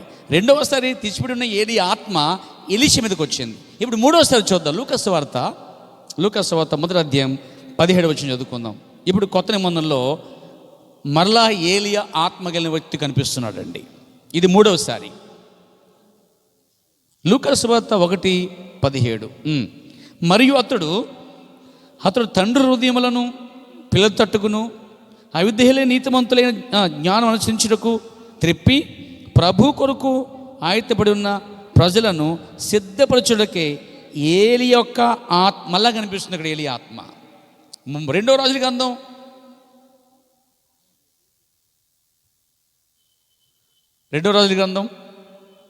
2వ అధ్యాయంలో 15 వచనంలో ఏలి ఆత్మ ఎలీషా మీద నిలిచి ఉందని రాయబడింది. ఇది మూడోసారి. ఇప్పుడు ఇది కొత్త నిబంధనలో. ఇది ఎప్పుడంటే యేసు ప్రభువు మొదటి రాకడకి ముందు బాప్తిమిచ్చి యోహాను జన్మించక మునుపు దేవుని దూత అంటుంది జకర్యాతో, జకర్యా నీ కుమారుడు పుడతాడు, అతనికి యోహాను పేరు పెడతావు. అతడు పుట్టి మొదలుకొని పరిశుద్ధాత్మగా నిలబడతాడు. అతడు ఎలా ఉంటాడంటే నీతిమంతులైన వారిని, ఆయత్తపడి ఉన్న వారిని తమ ప్రభువైన వైపు తిప్పుతాడు అని చెప్పి అతను అన్నాడు. అక్కడ ఏలి యొక్క ఆత్మయు శక్తియు గలవాడే ఆయన కంటే ఎవరికి యేసు కంటే ముందుగా వెళ్తాడు అని రాబడింది. ఈ మాటలు ఎవరు చెప్తున్నారు? జక్కరియకి దేవుని దూత చెప్పినట్టుగా ఆధారాలు ఉన్నాయి. ఇప్పుడు దేవుని దూత ఏలియా ఆత్మ బాప్తిస్మం యోహాను మీద ఉంటుందని దూత చెప్తుందండి. ఎంతమంది నమ్ముతారు ఈరోజు? వాక్యం అండి, దాన్ని ఎవరు కాదంటారు ఈరోజు. ఇప్పుడు బాప్తిస్మం యోహానుకి ఏం పేరు పెట్టాడు? అక్కడ పుట్టిన తర్వాత యోహాను అని పేరు పెట్టాడు. యోహాను అనే అతను బాప్తిస్మం యోహానుగా పిలువబడ్డాడు. అతని పేరు యోహానే, బాప్తిస్మం యోహానే. కానీ అతని మీద ఏ ఆత్మ ఉన్నదని బైబిల్ చెప్తుంది? గ్రహించారా? మీరు చదువుచున్నది గ్రహించుచున్నారా? లేక మీరు ఉండిచున్నది గ్రహించుచున్నారా? చూడండి, ఏలియా ఆత్మ ఎలీషా మీద నిలిచిందని ఎలా చదివారో, ఇప్పుడు మళ్ళా ఏలియా ఆత్మ ఎక్కడ? కొత్త నిబంధనలో. ఎక్కడ? యేసు ప్రభువు మొదటి రాకడలో బాప్తిస్మం యోహాను అనే పేరు కలిగే వ్యక్తి మీద ఏలియా ఆత్మ నిలిచి ఉంది. ఇతని పరిచయం ఏంటి? రెండో రాకడ కాదు, ఇది మొదటి రాకడకి ముందుగా వచ్చినవాడు. మలాకి 4 చదువుకుని చూడండి. తండ్రి హృదయాలు పిల్ల వైపును, పిల్ల హృదయాలు తండ్రి వైపు, ఆ 2 భాగాలండి. తండ్రి హృదయాలు తిప్పడానికే ఈ బాప్తిస్మం యోహాను భూమి మీదకి వచ్చాడు. మొదట అతను చేసే పరిచర్య. ఇప్పుడు ఏలియా మొదటి ఏలియా తిష్బిడి ఏలియా, 2 ఏలియా ఆత్మ ఎలీషా మీద, ఇప్పుడు 3 ఏలియా ఆత్మ పరిచర్య యోహాను మీద కనిపిస్తుంది. యోహాను ఏ ఉద్దేశంతో వచ్చాడు? ఏలియా ఉద్దేశంతో వచ్చాడు. ఎలీషా ఏ ఉద్దేశంతో వాడబడ్డాడు? ఇప్పుడు యోహాను కూడా ఒక ఉద్దేశంతో వాడబడుతున్నాడు. ఏంటి ఆ ఉద్దేశం అంటే, మొట్టమొదట మలాకి 3 మొదటి వచ్చిన ప్రకారంగా అతడు యేసు కంటే ముందుగా పంపబడిన దూతగా ఉంటాడండి. మలాకి 3:1. తర్వాత మలాకి 4 వచనంలో అతడు తండ్రి హృదయాల్ని పిల్లల తట్టు చెప్పడానికి వస్తాడు. 2 పరిచయాలు అతనికి. ఒకటి దూతగా వస్తాడు. ఆయనకి దూత అనగా యేసు ప్రభు కంటే ముందుగా. ఇప్పుడు సీఎం అని వాళ్ళని గొప్ప గొప్ప నాయకులు వచ్చినప్పుడు వాళ్ళ తగ్గ దూతలు ముందు వస్తాయి. అదేవిధంగా మన పరలోక న్యాయాధిపతి భూమి మీదకి వచ్చినప్పుడు యేసు ప్రభు కంటే ముందుగా ఏలియా ఆత్మ కలిగిన యోహాను ఆయన కంటే ముందుగా దూతగా వచ్చాడు. రెండోది, అతడు ఏలియా ఆత్మ కలిగి ఉన్నాడు. మూడోది, అతడు యేసుక్రీస్తుకి మార్గము సరళం చేయడానికి వచ్చాడు. మూడోది, అరణ్యములో కేకలు వేస్తున్నాడు. 4 చూస్తున్నాము, యేసుక్రీస్తుని బయలుపరచడానికే వచ్చాడండి. ఆయన మీ మధ్యన ఉన్నాడు, మీరు ఎరగరు, నేను ఎరుగుదును అని చెప్తూ ప్రజలకు చెప్తున్నాడు. నా వెనుక వచ్చేవాడు శక్తిమంతుడు, నేను తగ్గవలను, ఆయన హెచ్చవలను. నా వెనుకున్నవాడు గొప్పవాడు, నేను ఆయన చెప్పులు ఇప్పుడు కూడా యోగ్యుని కాదని చెప్పి ఏం చెప్తున్నాడు యోహాను ఇక్కడ?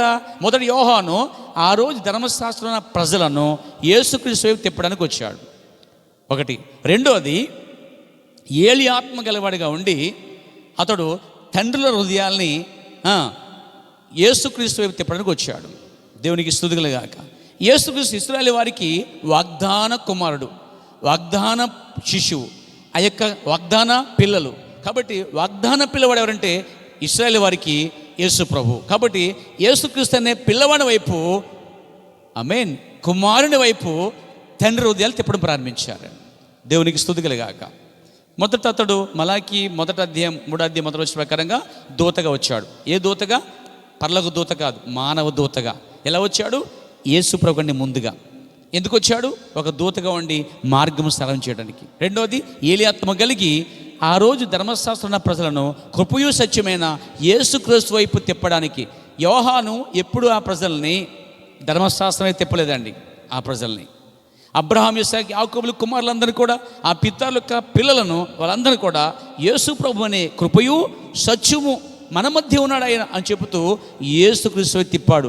ఆయన తిప్పడిన వారిని, అవిధేయులైన వారిని ఏలియా ఆత్మ యోహాను యేసుక్రీస్తు తిప్పి, ఇదిగో ఈయనే లోక పాపాలు మోసిపోయే దేవుని గొర్రెపిల్ల అని క్రీస్తుని బయలుపరిచాడు. ఏమండి, ఆ రోజుల్లో క్రీస్తుని బయలుపరచడానికి లేక మెస్సీని బయలుపరచడానికి అతను ఒక్కడేనా, ఇంకెవరు ఉన్నారని చూస్తే అతను ఒక్కడేనండి.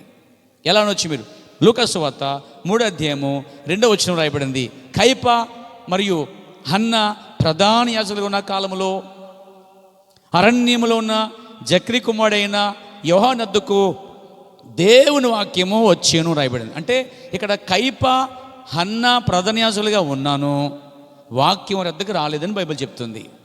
వారి పేరుకే యాజకులుగా ఉన్నారు, సేవ చేస్తున్నారు, కానీ వాక్యం వారి వద్దకు రాలే. వాక్యం వారి వద్దకు వచ్చిందంటే వారు యాజకులే, కానీ ప్రధాన యాజకులే, కానీ ప్రవక్తలు కారు. ఇక్కడ ప్రవక్తున్నాడు. బాప్తిస్మం ప్రవర్తన నమ్ముతున్నారా? బాప్తిస్మం ప్రవర్తన బైబిల్ చెప్తుందండి. అతను ప్రవక్త. యేసు ప్రభు మొదటి రాకడలో ప్రవక్తగా ఉన్నాడు. అతను ప్రవక్తగా ఉండటమే కాదు, అతని పేరు యోహానుగా ఉండగాని ఏలియా ఆత్మ కలిగి ఉన్నాడు.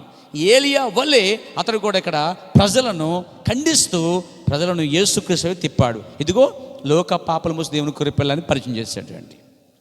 అతని పరిచయం ఎక్కడికి ముగించబడింది. దేవునికి స్తుతి కలుగాక. ఇప్పుడు 4వసారి రావాల్సిన ఏలియా. మలాకి 4వ అధ్యాయంలో ఇంకో పరిచయం మిగిలిపోయింది. ఈ బాప్తిస్మా యోహాను తండ్రి హృదయాల్ని యేసుక్రీస్తు తిప్పాడు. ఇశ్రాయేలు ప్రజలను ఆనాటి ఆయుత్తపడిన వారిని, అవిధేయుల వారిని కృపయు సత్యమని యేసుక్రీస్తు తిప్పాడు తప్ప ధర్మశాస్త్రం తిప్పలేదండి. హల్లెలూయా. ఇంకోటి మిగిలిపోయింది అక్కడ. లూకాసు వార్త 1:17లో తండ్రి హృదయాలు మాత్రం తిప్పని రాయబడ్డాయి. కానీ వాగ్దానం ఏంటంటే అతడు తండ్రి హృదయం తిప్పును, అతడు పిల్లల హృదయం తిప్పును రాయబడింది. అతడంటే ఏలియా. అంటే ఏలియా 2 భాగాలు. మొదటి రాకడో యోహానుగా వచ్చి ఇశ్రాయేల్ ప్రజలను, దాంట్లో ఆయుత్తపడి వారిని, విధేయులు గలవారిని లేక అవిధేయులు గలవారిని యేసుక్రీస్తు తిప్పాడు. అప్పుడు తండ్రి హృదయాలు పిల్లల వైపు తిరిగాయి. ఇంకో భాగం మిగిలిపోయింది. ఆ భాగం ఏంటంటే పిల్లల హృదయాలు తండ్రి వైపు తిప్పుట. ఆ భాగం ఎవరు చేస్తారు ఇప్పుడు? అందుకే ఇప్పుడు పిల్లలు ఎవరంటే మనమై ఉన్నామండి. మన తండ్రులు ఎవరంటే, మనకు తండ్రులు ఎవరంటే అపోస్తలులండి. అపోస్తలు తండ్రులు ఎవరంటే అబ్రహాం, ఇస్సాకు, యాకోబులండి. అక్కడ అబ్రహాం, ఇస్సాకు, యాకోబుల ద్వారా వచ్చిన సంతతి వారందరూ యేసు వైపు తిప్పారు. యేసు ద్వారా మొదటి క్రైస్తవ రాజ్యానికి, క్రైస్తవ ప్రపంచానికి ఆది పురుషులు లేకపోతే మూల పురుషులు ఎవరంటే అపోస్తలులు. క్రైస్తత్వం అనేది ఏర్పడిందే 12 మంది అపోస్తలుల ద్వారా. వారు ప్రపంచమంతా ఎత్తితే, వాక్యము చెబితే, ప్రకటిస్తే, వారు ప్రకటించిన దాన్ని విశ్వసించడం ద్వారా అన్యులైన మనకు రక్షణ దొరికింది. ఇప్పుడు చివరికి వచ్చిన మనం ఎవరమంటే దేవునికి మనం పిల్లలమై ఉన్నాం. మనం పిల్లలమేనా? ఏ పిల్లలు? చివరి కాలంలో ఉన్న పిల్లలు మనం. మొదటి వారెవరు? అప్పుడు వారు పిల్లలుగా ఉన్నప్పుడు యేసు వైపు తిరిగారు యోహాను ద్వారా. ఇప్పుడు 2వ రాకడకు ముందుగా అపోస్తలులు వచ్చారు, వెళ్ళిపోయారు. యోహాను వచ్చాడు, వెళ్ళిపోయాడు, పరిచయం అంతా అయిపోయింది. సువార్త యూదుల నుంచి అన్యుల వైపు తిరిగింది, అంటే మన వైపు తిరిగింది. ఇప్పుడు మనము చివరి కాలంలో లౌదిక అనే సంకాలంలో ఉన్నాం. అనగా కృపకాలములో, అనగా అంత్యకాలములో, అనగా చివరి కాలములో, అనగా ప్రభు వచ్చే 2వ రాకడ సమయంలో మనం ఉన్నామండి. ఇప్పుడు మనం ఎవరంటే పిల్లలము. ఇప్పుడు పిల్లల హృదయాల్ని అదే ఏలి ఆత్మ గలవాడు మరలా వచ్చి, ఎలీషా ఎలాగొచ్చిందో ఏలి ఆత్మ, యోహాను మీద ఎలాగైతే వచ్చిందో ఏలి ఆత్మ, ఇప్పుడు 4వసారి ఎవరొకరి మీదకి ఆ ఏలి ఆత్మ రావాలి. ఆ ఏలియా దేవుని రుజువు చేయాలి, స్వస్థపరచాలి, అద్భుతాలు చేయాలి, ప్రజలను అనేక సిద్ధాంతం నుంచి, ఆచారం నుండి వాక్యం వైపు, యేసు అనే వాక్యం వైపు యోహాను తిప్పినట్టుగా తిప్పవలసినది. అలా ఎవరు తిప్పుతారో వారే ఏలియా ఆత్మ కలిగిన వారు. హల్లెలూయా. దేవునికి స్తుతి కలుగాక. అయితే ఏలియా ఆత్మ కలిగిన ఈ వ్యక్తి మొదటి ఇప్పుడు దాకా మనం చూస్తుంది ఏంటంటే ఏలియా యూదులకే, ఎలీషా యూదులకే, ఇశ్రాయేలుకే, యోహాను యూదులకే. కానీ ఇతడు మాత్రం యూదులకు కాదు. 4వసారి వచ్చే ఏలియా ఆత్మ కలిగే వ్యక్తి యూదుడే ఉన్నాడండి. ఎందుకంటే ఇప్పుడు పిల్లలు యూదులు కాదు. ఇప్పుడు క్రైస్తవం అనేది, ఎత్తబాటు అనేది, ర్యాప్చర్ అనేది, 1000 ఏళ్ల పాలన అనేది, పునరుద్ధానం అనేది చెప్పాలంటే ఈరోజు క్రైస్తవ సంఘం ఎక్కడుందంటే యూదుల మధ్య లేదు, అన్యుల మధ్య ఉన్నది. అన్యుల మధ్య ఉన్న, యూదుల మధ్య ఉన్నప్పుడేమో ఏలియాని, ఎలీషాని, యోహాను పంపించాడు. కానీ యోహాను తర్వాత యూదుల మధ్య ఉన్న వాక్యము, రక్షణ వాక్యము అన్యుల వైపుకి వచ్చేసింది, అంటే మన వైపుకి వచ్చింది. ఇప్పుడు మన మధ్యలో మనం పిల్లలుగా ఉన్నాం, చివరిగా ఉన్నాం, కృపాయుగంలో ఉన్నాం, ఆఖరి కాలం ఉన్నాం, అంత్యకాలం ఉన్నాం. ఈ పిల్లలను తిప్పడానికి యూదులోంచి ఏలియా రావడం లేదండి, అన్యుల్లోంచే లేవాలి. ఎందుకని? అన్య జనాంగానికి ఇప్పుడు ఒక క్రైస్తవ సంఘం ఉన్నది. ఈ అన్య జనాంగము మరలా ఏ వాక్యం తిరగాలంటే ఈ అన్య జనాంగము ఆచారాలు, సిద్ధాంతాల ద్వారా వెళ్ళిపోయారు. ఆ రోజు యెజబెల్ ద్వారా ఇశ్రాయేలు చెరపడ్డారో, ఈరోజు రోమన్ క్యాథలిక్ అనే సంఘం యొక్క సిద్ధాంతాల ద్వారా, ఆయా సిద్ధాంతము ద్వారా, వారి పరిచయం ద్వారా, వారి బోధల ద్వారా సంఘాలన్నీ కలుషితమైపోయాయి. యెజబెల్ ఎలా పాడు చేసిందో ఆ రూపముగా ఆత్మ సంబంధంగా రోమన్ క్యాథలిక్ కూడా చాలామందిని విగ్రహాలకి, ఆచారాలకి, సిద్ధాంతాలకి వెళ్ళిపోయాయి. యెజబెల్ అయితే కొబ్బరిగా కొట్టి, హత్తుబలు కట్టి, లేకపోతే గుండ్లు గీయించి, లేకపోతే ఏవైతే యెజబెల్ అయితే బొమ్మలకి పూజ చేయించిందో, ఆ యొక్క అగరత్తులు వెలిగించిందో, ఈరోజు రోమన్ క్యాథలిక్ వారు అగరత్తులు, కొవ్వొత్తులు అవి ఇవి వెలిగించి, కొబ్బరికాయలు కొట్టి, నీళ్ళు ఇచ్చి, వాళ్ళు ఇచ్చి, ముక్కబళ్ళు ఇచ్చి చేస్తున్నారు. సేమ్ యెజబెల్ చేసిన అదే ఆత్మ ఈ రోమన్ క్యాథలిక్ సంఘం ద్వారా క్రైస్తవ సంఘం అంతా కూడా కలుషితం అయిపోయిందండి. ఒక దేవుడిని యెజబెల్ ఎలాగైతే ముక్కలు చేసిందో, ఈరోజు యెజబెలు అనబడుతున్న నవీన యెజబెలు రోమన్ క్యాథలిక్ ద్వారా చాలా క్రైస్తవులు అపవిత్రపరచబడ్డారు, అనగా ఆచారాలు సిద్ధాంతాల ద్వారాగా వెళ్ళిపోయారు. దేవునికి స్తుతి కలుగాక. మరియను పూజించడం ఏంటి? చచ్చిన వారు ప్రార్థన చేయడం ఏంటి? లేదే. ప్రభువైన యేసుక్రీస్తుకు మాత్రమే ఆరాధించాలి. యేసుక్రీస్తు మాత్రమే దేవుడు, యేసుక్రీస్తు మాత్రమే మార్గము, యేసుక్రీస్తు మాత్రమే సత్యము, యేసుక్రీస్తు మాత్రమే ఆరాధనకి యోగ్యుడై ఉన్నాడు, మరియమ్మ కాదు. ఎవరైనా గిఫ్ట్ ప్యాకెట్ ఇస్తే తెలివినోడు ఏం చేస్తాడంటే కవర్ పడేసి గిఫ్ట్ తీసుకుంటాడు. పాపం రోమన్ క్యాథలిక్ దేవుడు గిఫ్ట్ ఇచ్చాడు, మరియమ్మనే కవర్ను చుట్టి దేవుడు బహుమానం ఇచ్చాడు లోకానికి. వాళ్ళు ఏం చేశారు? గిఫ్ట్ పడేసి కాగితం తీసుకున్నట్టుగా మరియమ్మని తీసుకున్నారు. మీరు అలా చేయొద్దు. మరియమ్మని పక్కన పెట్టి యేసుక్రీస్తు అనే గిఫ్ట్ మాత్రం తీసుకోండి పేరా. అక్కడ రోమన్ క్యాథలిక్ తప్పిపోయారండి. రోమన్ క్యాథలిక్ ఇంకోటి అంటే పాప పరిహార పత్రాలు అమ్మటం ప్రారంభించారు. ఆ తర్వాత వారు పోపుని ఎన్నుకున్నారు నాయకుడిగా. మీకు తెలుసా, ఒక మాట చెప్తాను, రోమన్ క్యాథలిక్ వారికి 1000 ఏళ్ల పాలన అనేది ఇప్పుడే జరుగుతున్నట్టు. వాళ్ళు 1000 ఏళ్ల పాలన కొంచెం సిద్ధపట్టలేదు. అంత భయంకరమైన పరిస్థితులు. అసలు బైబిల్ని నమ్మరండి వాళ్ళు. పూర్తిగా ఆచారాలు సిద్ధాంతాలు, బొమ్మలు ఆరాధన, విగ్రహారాధన. యెజబెల్ ఏం చేస్తుందో ఈరోజు క్రైస్తవ సంఘాలలో ఒక భయంకర విగ్రహారాధన ఈ యెజబెల్ ద్వారా ప్రవేశించింది. మరి ఇప్పుడు ఏలియా రావాలా వద్దా? Praise the lord. అప్పుడు ఏలియా ఒకడు వచ్చినట్లయితే ఇప్పుడు కూడా ఏలియా ఒకడు రావాల్సి ఉంది. అతడే విలియం మ్యారియన్ బెన్హమ్ అనే పేరు గల వ్యక్తి. కానీ అతని మీద ఏలియా ఆత్మ ఉందని నేను బహిరంగంగా ప్రకటిస్తున్నాను ప్రియారా. నేను యేసుని ప్రకటిస్తున్నాను, యోహాన్ని ప్రకటిస్తున్నాను, ఏలియాని ప్రకటిస్తున్నాను, విలియం బెన్హమ్ ప్రకటిస్తున్నాను ప్రియారా. ఒకడు అంటాడు అతని పేరు బైబిల్లో ఉందా? ఇప్పుడు రెండు పాయింట్కి. బైబిల్లో అతడు అరణ్యంలో కేకవేని ఉంది కదా, యెషయా గ్రంథంలో. ఎవరు అతడు? ఎలా తెలుసు నీకు? అతడు అరణ్యంలో ప్రకటించాడు కాబట్టి గుర్తుపెట్టినప్పుడు యోహాన్ని ఏలియా ఆత్మ గలవాడు అన్నారు. బైబిల్లో కన్యక అని ఉంది, కానీ మరియ రాయబడిందా? ఆ కన్య గర్భవతిగా కన్నప్పుడు అది మరియలో జరిగినప్పుడు అది మేరీ లేక మరియా అన్నారండి. అంటే ప్రవచనము అన్నప్పుడు పేరు ఎత్తలేదండి. ప్రవచనం నెరవేర్చబడినప్పుడు జనులు గుర్తుపెట్టారు, ఈ ప్రవచనము ఈమెలో, ఈ ప్రవచనము యోహానులో నెరవేర్చబడిందని జనులు ఎలా గుర్తుపెట్టారో ఆ రోజుల్లో, ఈ రోజుల్లో కూడా ఈ పరిచర్య ఎవరిలో అయితే జరిగిద్దో వారే ఏలియా ఆత్మ గలవారని మీరు గుర్తుపట్టాలి. అందుకే గ్రహించుచున్నారా? అక్కడే చూడండి, అతడు తండ్రి హృదయంలో అయిపోయింది. అతడు ఏలియాను ఉంది, అతడు ఉంది. కానీ ఏలియా 5 సార్లు వస్తున్నాడండి. ఇది 4వసారి. ఎందుకు 4వసారి రావాలి? ఇప్పుడు ఏలియా ఎందుకు వచ్చాడు? గలిబి లేనందుకు. ఎలీషా ఎందుకు వచ్చాడు? గలిబి లేనందుకు. యోహాను ఎందుకు వచ్చాడు? అసలే కైపా అన్న రోజుల్లో యోహాను తప్పనే ఉంది, కానీ వాక్యము కైపా అన్నం దాటి యోహాను దగ్గరికి వచ్చింది. యోహాను ప్రవక్త అయినాడు, ప్రవక్త దగ్గరికి వాక్యం వస్తుంది. ఆ వాక్యము ద్వారానే యోహాను యేసుక్రీస్తుని మెస్సియాని వారికి చూపించాడు, వెళ్ళిపోయాడు. అది యూదుల వరకే. కానీ ఇప్పుడు యేసుక్రీస్తు యూదుల మధ్య లేడండి. యేసుక్రీస్తు తన సంఘమైన అన్య వధువుతో, అన్య సంఘాలతో యేసు ప్రభు ఉన్నాడు పేరు. అందుకే వాగ్దానం చేశాడు ఆయన. ప్రకటన గ్రంథము 22వ అధ్యాయము 16వ వచనం చదవండి దయచేసి పేరా. యేసు ప్రభు చేసిన వాగ్దానం చూడండి. అన్యజనులకి ఏ సంఘములమ్మా? ఎన్నో సంఘాల లోకంలో ఉన్నాయి, కానీ బైబిల్ చెప్పే సంఘములు క్రైస్తవ సంఘములండి. సంఘముల కొరకు సోదరులారా, ప్రకటన గ్రంథం 22వ అధ్యాయం 16వ వచనంలో సంఘముల కొరకు. ఎవరి కొరకండి? సంఘముల కొరకు. ఇశ్రాయేలు కొరకు ఏలియా, ఇశ్రాయేలు కొరకు ఎలీషా, యూదుల కొరకు బాప్తిస్మా యోహాను. ఇప్పుడు అన్యులైన క్రైస్తవుల సంఘాల కొరకు యేసు అనబడుతున్న నేను నా దూతను పంపిస్తాను అని వాగ్దానం చేశాడు యేసు ప్రభువారు. దూతలు కాదండి, ఒకే ఒక్క దూత. ఏలియా ఒక్కడే, ఎలీషా ఒక్కడే, యోహాను ఒక్కడే. ఇప్పుడు కూడా అన్యజనులకు కూడా ఒకే ఒక్క ప్రవక్త ఉంటాడు పేరా, ఒకే ఒక దూత. అతడు దూతగా ఉంటాడని యేసుప్రభు చెప్పాడు. అతడు ఏలియా ఆత్మగల ఉంటాడని అది యేసుప్రభు చెప్పిన మాట మీకు చూపిస్తాను బైబిల్లో. దేవునికి స్తుతి కలుగాక. యోహాను ఏలియా ఆత్మ గలవాడు ఉన్నాడు.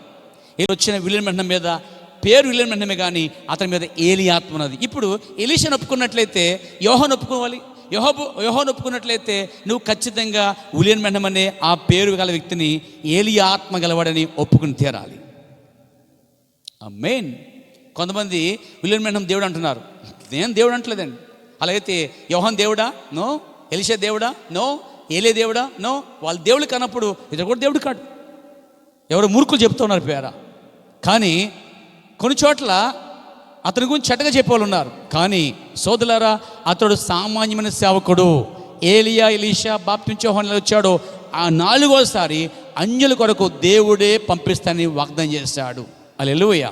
అతను దూతగా ఉంటాడని చెప్పబడింది. ప్రకటన గ్రంథం 17 ప్రకారంగా 7వ దూతగా ఉంటాడు. అనగా 7 సంఘకాలాల్లో లౌకిక సంఘకాలానికి అతడు దూతగా ఉంటాడని, చివరి కాలానికి దూతగా ఉంటాడని బైబిల్ చెప్తుంది. అతడు దూత అనే పరక దూత కాదు, కానీ మానవ దూతగా ఉండి చెడిపోయిన ఈ క్రైస్తవ సంఘములను తిరిగి మరలా ఆచారం నుండి, సిద్ధాంతం నుండి, ఆచారం నుండి బయటకు తీసుకొస్తాడండి. అయ్యా, ఏం చెడిపోయిన సంఘం అనొచ్చు మీరు. ఎస్, చెప్తాను. రోమన్ క్యాథలిక్ చెడిపోయింది. హల్లెలూయా. తర్వాత లూథరన్ మిషన్కి వస్తాం. లూథరన్ మిషన్ చూస్తుంటే లూథర్ గారు భూమి మీద అద్భుతం సేవ చేశాడండి ఆయన. హల్లెలూయా. ఈ బైబిల్ తీసుకొచ్చింది ఆ వ్యక్తే. ఆమేన్. కానీ విశ్వాస ప్రమాణం అనేది బైబిల్ ఎక్కడా మనకు కనిపించదు. అపోస్తల ప్రమాణం అనేది బైబిల్ మనకు కనిపించదు. అది ఒక ఆచారం. ఇంకా చెప్పాలంటే ఇంకేంటి అనొచ్చు మీరు. చిన్నపిల్లలకి దోసి నీళ్ళతో నెత్తిమోత పోసి చిన్నపిల్లలకు బాప్తిజం ఇవ్వటం అంటే దాన్ని చిలకని బాప్తిజం అనేది అక్కడ పడుతుందండి. రోమన్ క్యాథలిక్ అప్పుడు అలా చేస్తుంది.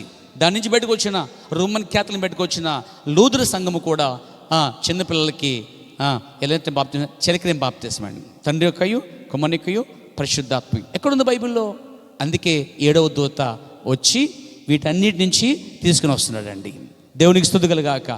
ఆచారాల్లో దేవుడు లేడు, సిద్ధాంతాల్లో దేవుడు లేడు, పరంపర ఆచారంలో దేవుడు లేడు. దేవుడు ఎల్లప్పుడూ వాక్యంలో ఉన్నాడండి. సంఘాలలో దేవుడైనా, గుడి గోడల మధ్య లేడైనా. ఆయన ఎక్కడుంటే ఆయన తన వాక్యంలో ఉన్నాడండి. ఆయన నిన్న నేడు నిరంతరం ఏకరీతిగా. కాబట్టి ఈ కాలంలో అతని అవస్థత ఏంటి? ఏలియా కాలంలో అవస్థత ఏంటి? ఎలీషా కాలంలో అవస్థత ఏంటి? బాప్తిస్మం యోహాను కాలంలో అవస్థత ఏంటి? ఎలా అయితే అవస్థతలు ఉన్నాయో వారికి, వారు ప్రజల కొరకు దేవుడు పెద్దల కంటే ప్రవక్తలు పంపించాడు. ఇప్పుడు వాళ్ళందరికీ ప్రవక్తలు పంపినప్పుడు మరి అన్యజనులకు ప్రవక్త లేడా అంటే అన్యజనులకు కూడా ప్రవక్త ఉన్నాడు. దేవునికి స్తుతి కలుగాక.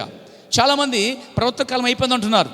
ఎస్, యేసు ప్రవక్త తర్వాత లేకపోతే యోహాను తర్వాత ప్రవక్త లేదని చెప్తుంటున్నారు. మీకు తెలుసా, యోహాను తర్వాత పౌలు గారు కూడా ప్రవక్త సంగతి తెలుసా మీకు? పౌలు ప్రవక్త కాబట్టి అంత్య దినములలో జరగబోయే సంగతుల కోసం ప్రవచించాడండి ఆయన. మరి యోహాను తర్వాత ప్రవక్త లేరా? ఎందుకు లేరు? పౌలు గారు ఉన్నారండి. పౌలు ఆ కాలానికి ప్రవక్తగా ఉన్నాడు. ఎఫెసు కాలానికి పౌలు ప్రవక్తగా ఉన్నాడు. ఆ తర్వాత పౌలు తర్వాత ఐరెనిస్, మార్టిన్ కొలంబా, మార్టిన్ లూథర్, తర్వాత జాన్ వెస్లీ, పెంతెకోస్తు, ఆ తర్వాత చివరి కాలంలో ఏలియా ఆత్మలిన ఏలియా ఆత్మలినటువంటి విలియం అనే వ్యక్తి వచ్చాడు. పేర ఆ వ్యక్తి ఎందుకు వచ్చాడు? కేవలం ఆరాధించబడ్డానిక? అతను దేవుడిగానా? కానీ కాదు. ఏలియా, ఎలీషా, యోహాను ఎలాగ వచ్చారో ప్రజల్ని ఆ రోజు యూదుల్ని, ఇశ్రాయేల్ని దేవునికి తిప్పారో, ఇప్పుడు అన్యులైన వారు అనేక ఆచారాలు, సిద్ధాంతాల మధ్య ఉన్నారండి. ఎందుకు లేరు? జడుచుకుంటే తాకిది కట్టించుకుంటున్నారు క్రైస్తవులు. అది ఆచారం కాదా? పాస్టర్ గారండి మీరు వచ్చి ప్రార్థన వెళ్ళిపోండి, నవధాన్యాలు వేస్తామండి. ఎక్కడ? పునాదులు అంట. ఎక్కడండి? పునాదు. పిల్లక బేమడితోనే ముహూర్తం పెట్టుకొచ్చి పాస్టర్తో ప్రార్థన చేయించుకుని, పాస్టర్తో ప్రార్థన చేసి పంపించేసి అక్కడేమో కొబ్బరి కొట్టించి చేసే పనులు, ఇది క్రైస్తవ పనులు. అన్యాచారం కాదా? ఓలి వస్తే ఓలీలు ఉంటావు, దీపాలు వస్తే దీపాలు ఉంటావు. బైబిల్ చెప్తుంది అన్యులైన వారితో క్రైస్తవులు వేరవ్వాలి. ఆ రోజు అన్యులతో యూదుల్ని, ఇశ్రాయేలుని దేవుడు వేరు చేస్తాడు. ఈరోజు దీపాల టైంలో నువ్వు దీపాలు కాల్చట్లేదా? ఎవరో నరకాసురుడు అతను నరకాసురుడు, బకాసురుడు 16,000 మందిని ఎత్తుకుపోయాడట, మానభంగం చేశాడట. అందుకు కోపంతో అతను చంపేద్దామని కోపంతో చంపేశాడట కృష్ణుడు. అందుకే అతను కాల్స్తారన్నమాట. తెలుసు మీకు? మీకే సంబంధం ఏంటది? క్రైస్తువులకి ఎందుకు కాలుస్తున్నారు? అర్థం ఉంది అసలే? దాని గురించి తెలియదు, చరిత్ర లేదు, ఏమీ లేదు. వాడు కాల్చాడంటే ఇటు మతమీ కాల్చడం, ఇటు కాల్తే వాడు కాల్చడం. అది సరదా కాదు, దాని వెనక చరిత్ర ఉంది. అది ఒక అన్య పండగ. ఓలి వస్తే ఓలి పాముకుంటావు, దీపాలు వస్తే దీపాలు పాముకుంటావు. మళ్ళీ క్రైస్తులకి రక్షాబంధన అంట. నీ ఎక్కడొచ్చింది రక్షాబంధన? అన్నా చెల్లెలట, రాఖీలంట. ఏంటి ఇవన్నీ? అందుకే క్రైస్తవ సంఘం కలుషితమైపోయింది. దేవునికి మహిమ కలుగాక.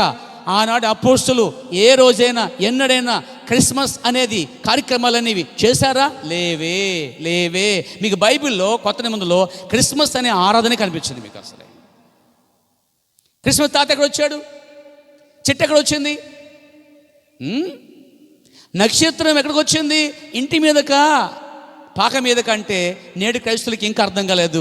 ఆ నక్షత్రం పాక మీదకి రాలేదు, ఇంటి మీదకి వచ్చింది. మత్తయి సువార్తలో మీరు చూడండి, నువ్వు చదువుచున్నది గ్రహించు. మత్తయి సువార్త 2వ అధ్యాయం 10వ వచనం చదవని పేర. చాలామంది ఒక పాకేస్తారు, పాకలో గొర్రెలు మేకలు అన్నీ వేసేస్తారు, వేసేసి గాడిదలు వేసేసి అందరినీ అక్కడ జ్ఞానులు కూడా పెట్టేస్తారు. కానీ పాకలోకి జ్ఞానం రాలేదండి. బైబిల్ చెప్తుంది పాకలోకి గొర్రెలు కాపర్లు మాత్రం వచ్చారు, నక్షత్రము మరి జ్ఞానులు ఇంటిలోకి వెళ్ళారని బైబిల్ చాలా స్పష్టంగా చెప్తుంది. అందుకే మీరు చదువుచున్నది గ్రహించుచున్నారా? అంత గందరగోళంలో ఉన్నారు, బబులోన్లో ఉన్నారు మీరు, యెజబెల్ బోధలో ఉన్నారు మీరు. బయటికి రావాల్సి ఉంది పేరా.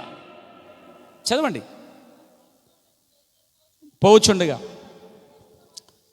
నక్షత్రము, శిశువు ఎక్కడున్నాడు? పాకలో ఉన్నాడా, ఇంట్లో ఉన్నాడని కాస్త కొంచెం కొద్దిగా వాక్యం పైన దృష్టి పెట్టండి.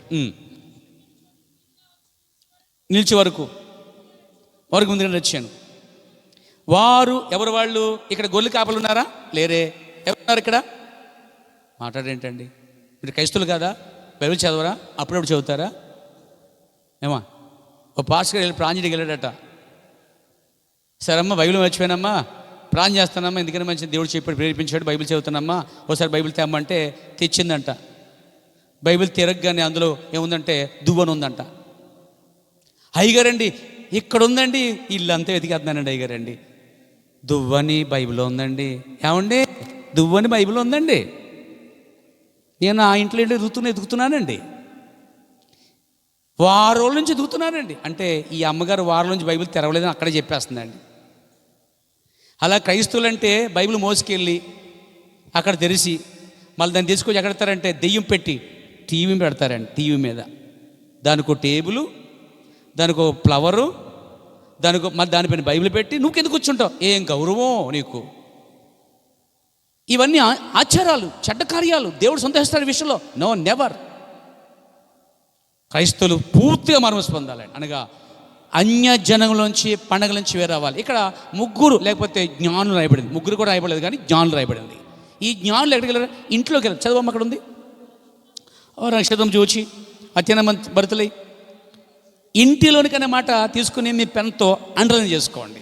ఇంటిలోనికి జ్ఞానులు. లూకా సువార్త, ఇప్పుడు లూకా సువార్త 2వ అధ్యాయం తోత్రగా సమయం లేదు మనకి. 16వ వచనం. త్వరగా వెళ్ళి మరియను యోసేపును తొట్టులో పండుకున్న శిష్యుని చూచిరి. తొట్టులో పడుకున్న శిష్యు అంటే ఇక్కడ ఎవరి ఇల్లు? గొర్రెల కాపర్లు. ఈ గొర్రెల కాపర్లు పొలంలో ఉండగా సువార్త రాగానే సువార్తని వారు అక్కడ బయలుదేరి ఇలా అంటున్నారు. ఏమంటారంటే వాళ్ళు, మనము బెత్లెహేము వరకు వెళ్ళి చూతుమరండి అని ఒకరితో ఒకడు చెప్పుకుని త్వరగా వెళ్ళి మరియను యోసేపును తొట్టులో పండుకున్న శిష్యువును చూచిరి. కానీ మరియమ్మను కానీ యోసేపును ఆరాధించలేదు వాళ్ళు. అక్కడ కూడా జ్ఞానులు మరియాని యోసేపును చూశారు కానీ ఆరాధించలేదు. యేసు ప్రభువునే బాలుని ఆరాధించారు వాళ్ళు.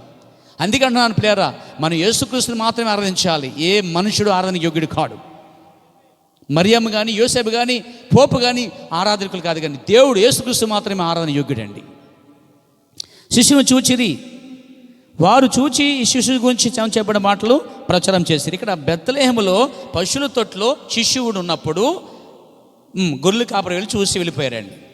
వాళ్ళు వెళ్ళి ప్రకటించారట. బైబిల్ చెప్తున్న తర్వాత వాళ్ళు వెళ్ళి ప్రకటించిన 2 సంవత్సరాల తర్వాత జ్ఞానులు నక్షత్రం చూసుకుంటూ, నక్షత్రం పగల కనిపించదు కదా, రాత్రి కనిపిస్తుంది. ఆ మాత్రం జ్ఞానం లేదా? నక్షత్రం రాత్రి వెంబడించుకుంటూ వచ్చారు వాళ్ళు. టిగ్రిస్ నది, నైల్ నది, అరణ్యం దాటి, ఎర్రర్ దాటి వారు ఒంట్ల మీద ప్రయాణం చేయడం వల్ల రాత్రులు ఆ నక్షత్రం కదులుతుంది. నక్షత్రం చూచుకుంటూ రాత్రంతా ప్రయాణం చేసేవారు, పగలు నిద్రపోయేవారు. అలా వారు యెరూషలేము రావడానికి, బబులోను నుంచి యెరూషలేము రావడానికి వారికి 2 సంవత్సరాలు పట్టింది. 2 సంవత్సరాలు గలవాడు తొట్లు ఎందుకుంటాడు? ఆ రేషన్ కార్డు, ఆధార్ కార్డు పేరు ఎంచుకుని అయిపోయింది. అక్కడి నుంచి ఆ బిడ్డను తీసుకుని ఇంటికి వెళ్ళిపోయారు. ఇంట్లో ఉండగా అప్పుడు నక్షత్రము ఇంటి మీదకి వచ్చి నిలిచిందని బైబిల్ చెప్తుంది. చాలామంది మన వాళ్ళు పాక మీద పెట్టేస్తారు నక్షత్రాన్ని. రాంగ్ రాంగ్ రాంగ్, తప్పు. వాక్యం అలా లేదు. కొంచెం ఆలోచించు, అందులో ఎలా ఉందో లేదో చూడు. ఒక ఆయన చెప్పాను, బాబు ఏంటి క్రిస్మస్ రోజున స్టేజ్ చేసి చుట్టలు కాల్చుకుంటూ మంట కాల్చుకుంటూ ఏంటి నాటకం అంటే, అయ్యో అలాంటారంటే అయ్యగారు, బైబిల్లో వాళ్ళు చుట్టలు కాల్చుకుని తబలగా ఏంటి సెలవు కప్పుకొని కర్రలు పట్టుకొని వాళ్ళు మంట కాల్చుకున్నట్టు ఉంది కదండి అన్నాడండి. నేను మంట ఎక్కడ ఉందయ్యా అని అడిగాను. ఉందండి, మత్తయి, మార్కు, లూకా, యోహాను సువార్త ఎక్కడ చోట ఉంది అన్నాడండి. సరే చెప్పబోయా అన్నాను. ఏమండి మంట కాచుకున్న మా అయ్యగారు చెప్పారు అంతే అన్నాడు. నువ్వు అయ్యగారు కలిపి గోతులో పడండి. మరి వాక్యం ఎందుకు? గుడ్డివాడు నేర్పిస్తే ఇద్దరు గుంట్లో పడతారు ఉంది కదా వాక్యంలో. కళ్ళు తెరవండి. అక్కడ మందను కాచుకొని చుండి మంట కాదు. పూర్తిగా సాతాను మోసం చేసిందండి. వాక్యం నుంచి కొన్ని వందల మైళ్ళు, వేల మైళ్ళు క్రైస్తవులు బయటికి వెళ్ళిపోయారండి. పేరుకి క్రైస్తవులు, వాక్యానుసారంగా క్రైస్తవులు కారు. అందుకే తిరిగి మళ్ళీ వాక్యం దగ్గర రండి. అందుకే వచ్చాడు ఈ ఏలియా ఆత్మ కలిగిన విలియం బ్రెన్హామ్. పరిచర్య ఉంది అతనికి. ఒకటి, పడిపోయిన బలిపీఠాన్ని ఏలియా ఎలా కట్టాడు. ఈరోజు క్రైస్తవ ఆచారాల సిద్ధాంతం ద్వారా బలిపీఠాలు పూర్తిగా పగిలిపోయినాయి, చల్లాచరైపోయినాయి. ఆ రోజు ఏలియా బలిపీఠాలు కట్టాడో, ఈరోజు ఏలియా ఆత్మలను విలీనమంటున్నాము. మళ్ళా అపోస్తల 12 అపోస్తల బోధ ద్వారా మళ్ళా సంఘాన్ని కడుతున్నాడు అనే విషయం గమనించండి. అనగా వేయబడిన పునాది అపోస్తల బోధ. ఆ బోధ 12 రాళ్ళ మీద కట్టాడు ఏలియా. ఆ రోజు ఈ ఏలియా ఆత్మ గలవాడు కూడా 12 అపోస్తల బోధ ద్వారా సంఘాన్ని కడుతున్నాడనే విషయం గమనించండి. ఇప్పుడు తండ్రులైన అపోస్తల బోధ తట్టు పిల్లలైన మనల్ని ఆయా సంఘాల నుంచి, ఆయా సిద్ధాంతం నుంచి, ఆయా ఆచారాల నుంచి మన పిల్లల హృదయాల్ని ఇప్పుడు తండ్రులైన ఆది అపోస్తల బోధ వైపు తిప్పుతున్నాడు ఈ ఏలియా ఆత్మ కలిగిన బ్రెన్హామ్. అతని గురించి కానీ, అతని పరిచర్య గురించి కానీ తెలియకపోతే తెలుసుకోవడం మంచిది. వాడు చెప్పి వాడు చెప్పి ఒక ముఖం కాదు. ముందు ఒక వ్యక్తి కోసం తెలుసుకోవాలంటే అతని చరిత్ర చదవాలి ముందు. ఆమేన్. అతని జీవితం చదవాలి. అతని జీవితంలో వ్యభిచారం చేయలేదు, చుట్టకాలు చేయలేదు, పాపం చేయలేదు, డబ్బు కోసం పరిగెత్తలేదు. $15,00,000 ఇస్తుంటే అతను వద్దని చెప్పి దాని ముఖం కూడా చూడలేదు అతడు. అలాంటి దైవజనుడు. ఈరోజు దైవజనుడు చొల్లు కాచుకుని వెళ్ళిపోతే డబ్బుల కోసం వెళ్ళిపోతారండి. సోదరులారా, అలాంటి గొప్ప దైవజనుల లక్షణాలు ఈరోజు చాలామందికి లేదు. కానీ నిందించడానికి మాత్రం ముందుకు వస్తారు. పేర నిందించే ముందు ఆ వ్యక్తి జీవితం ఏమిటో, అతని ప్రవర్తన ఏంటో, అతని జీవిత సాక్ష్యం ఏంటో పూర్తిగా నీ అంత నువ్వు తెలుసుకున్న తర్వాత అప్పుడు ఆ వ్యక్తి కోసం నువ్వు మాట్లాడాలి. లేదా సైలెంట్గా ఉంటాం మంచిది. ప్రవక్త జోలికి వెళ్తే బోడివాడా గుర్తుపెట్టుకోండి నా ప్రియ సోదరులారా. దేవునికి స్తుతి కలుగాక. నీకు తెలిస్తే తెలిసినట్టు ఉండాలి, తెలియకపోతే ఊరుకోవాలి. సగం తెలిసి సగం తినేట్టుగా ఉండకూడదు. పూర్తిగా తెలుసుకోవాలంటే ముందు బైబిల్ చదువు, దాని ప్రకారంగా వాక్య ప్రకారంగా ఈ కాలంకి వచ్చిన ప్రవచనాలు చూడు. ఆ ప్రవచనాలు ఏంటంటే అతడు బలిపీఠం కడుతున్నాడు. మన పిల్లల హృదయాల్ని ఆది అపోస్తల బోధ తిప్పుతున్నాడు. మంచి పని చేస్తున్నాడు కదా, చెడ్డ పని చేయలేదు కదా, సినిమా పంపించట్లేదే, లేకపోతే విగ్రహం తిప్పట్లేదే, లేకపోతే ఒక చెడు కార్యం చంపట్లేదే. అతను మంచిగా చెప్తున్నాడు కదా, అపోస్తల బోధ తిరగమని చెప్తున్నాడు కదా. పోయే కాలం ఏంటి? మనకే కదా రోగం అంతా. వెళ్ళకపోతే మనం పోతాం కదా. కాబట్టి అతను చెప్తున్నాడు యేసుక్రీస్తు నిన్నాడు ఏకరీతిగా ఉన్నాడు అని చెప్తున్నాడే. అంటే అదేంటి? అప్పుడు నమ్మినప్పుడు ఇప్పుడు నమ్మినప్పుడు అప్పుడు స్వస్థపరుస్తాయి, ఇప్పుడు స్వస్థపరుస్తాడు అని చెప్తున్నాడు కదా. మంచి చెప్తున్నాడు కదా. ఎవరన్నా మంచి చెప్తే తింటాం కదా.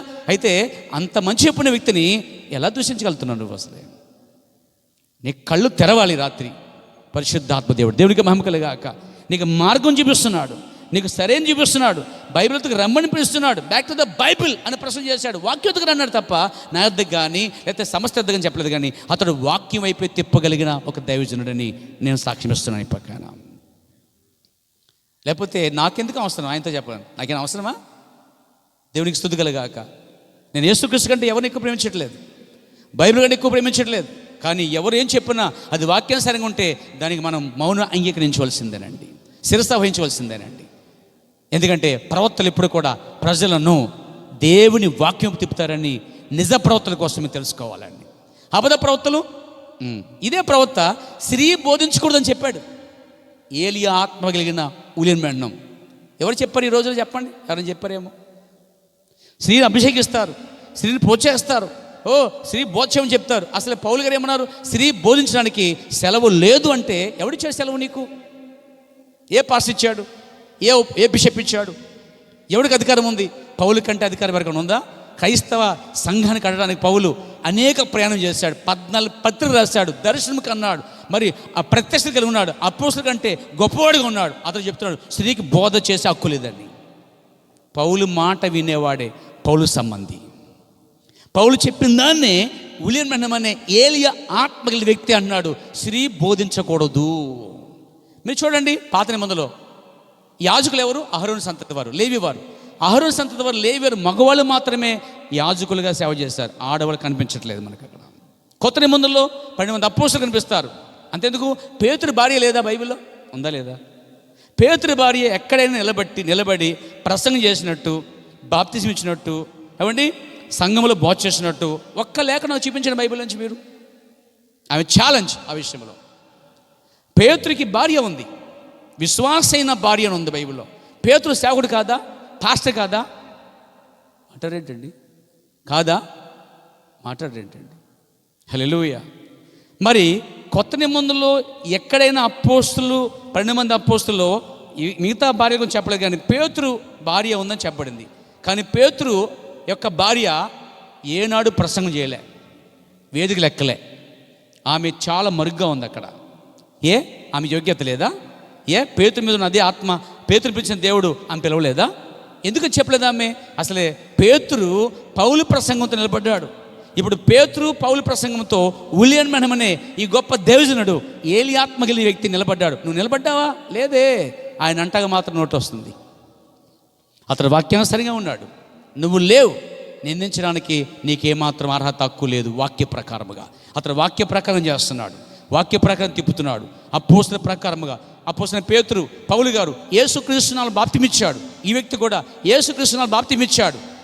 తప్పెక్కడ చేశాడు? ఆయన వాక్యంలో ఉన్నదాన్ని చెప్తున్నాడు, వాక్యంలో ఉన్నదాన్ని తీసుకొస్తున్నాడు. ఇంకా చెప్పాలంటే కళ్ళు మూసుకుపోయిన మనకు కళ్ళు తెరబట్టడానికి ఒక కల్జడి వలె దేవుడు అతను వాడుకున్నాడని బహిరంగంగా ప్రకటిస్తున్నాడు. పేరా అతను కొత్త సిద్ధాంతాలు ఏం బోధించలేదండి.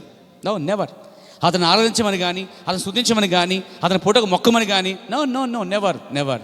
మనం దేవదాసాయి గారిని గౌరవిస్తున్నాం కదా, అతని ప్రవర్తన ఒప్పుకున్నాం కదా, మరి అలాగే ఇతని ప్రవర్తన ఎందుకు ఒప్పుకోరు? జాన్ వెస్లీని గౌరవిస్తున్నాం కదా, మార్టిన్ లూథర్ని గౌరవిస్తున్నాం కదా, అలాగే ఇతను ఎందుకు గౌరవించరు? అంతే. వాళ్ళందరికీ అందని ప్రత్యక్షత, ఉన్నతమైన కార్యాలు చివరిలో ఇతడు ముగించాడనే విషయం మీకు తెలియజేస్తున్నానండి. అందుకే 7వ దూతగా ఉండి సమస్త ప్రవర్తనకు బయలుపరిచిన మర్మమును ఇతడే సమాప్తం చేస్తున్నాడు అనే విషయం మీకు తెలియజేస్తున్నాను. ఏలియా ఆత్మగా ఉండేమో పిల్లల హృదయాల్ని అపోస్తలుల బోధకు తిప్పాడు.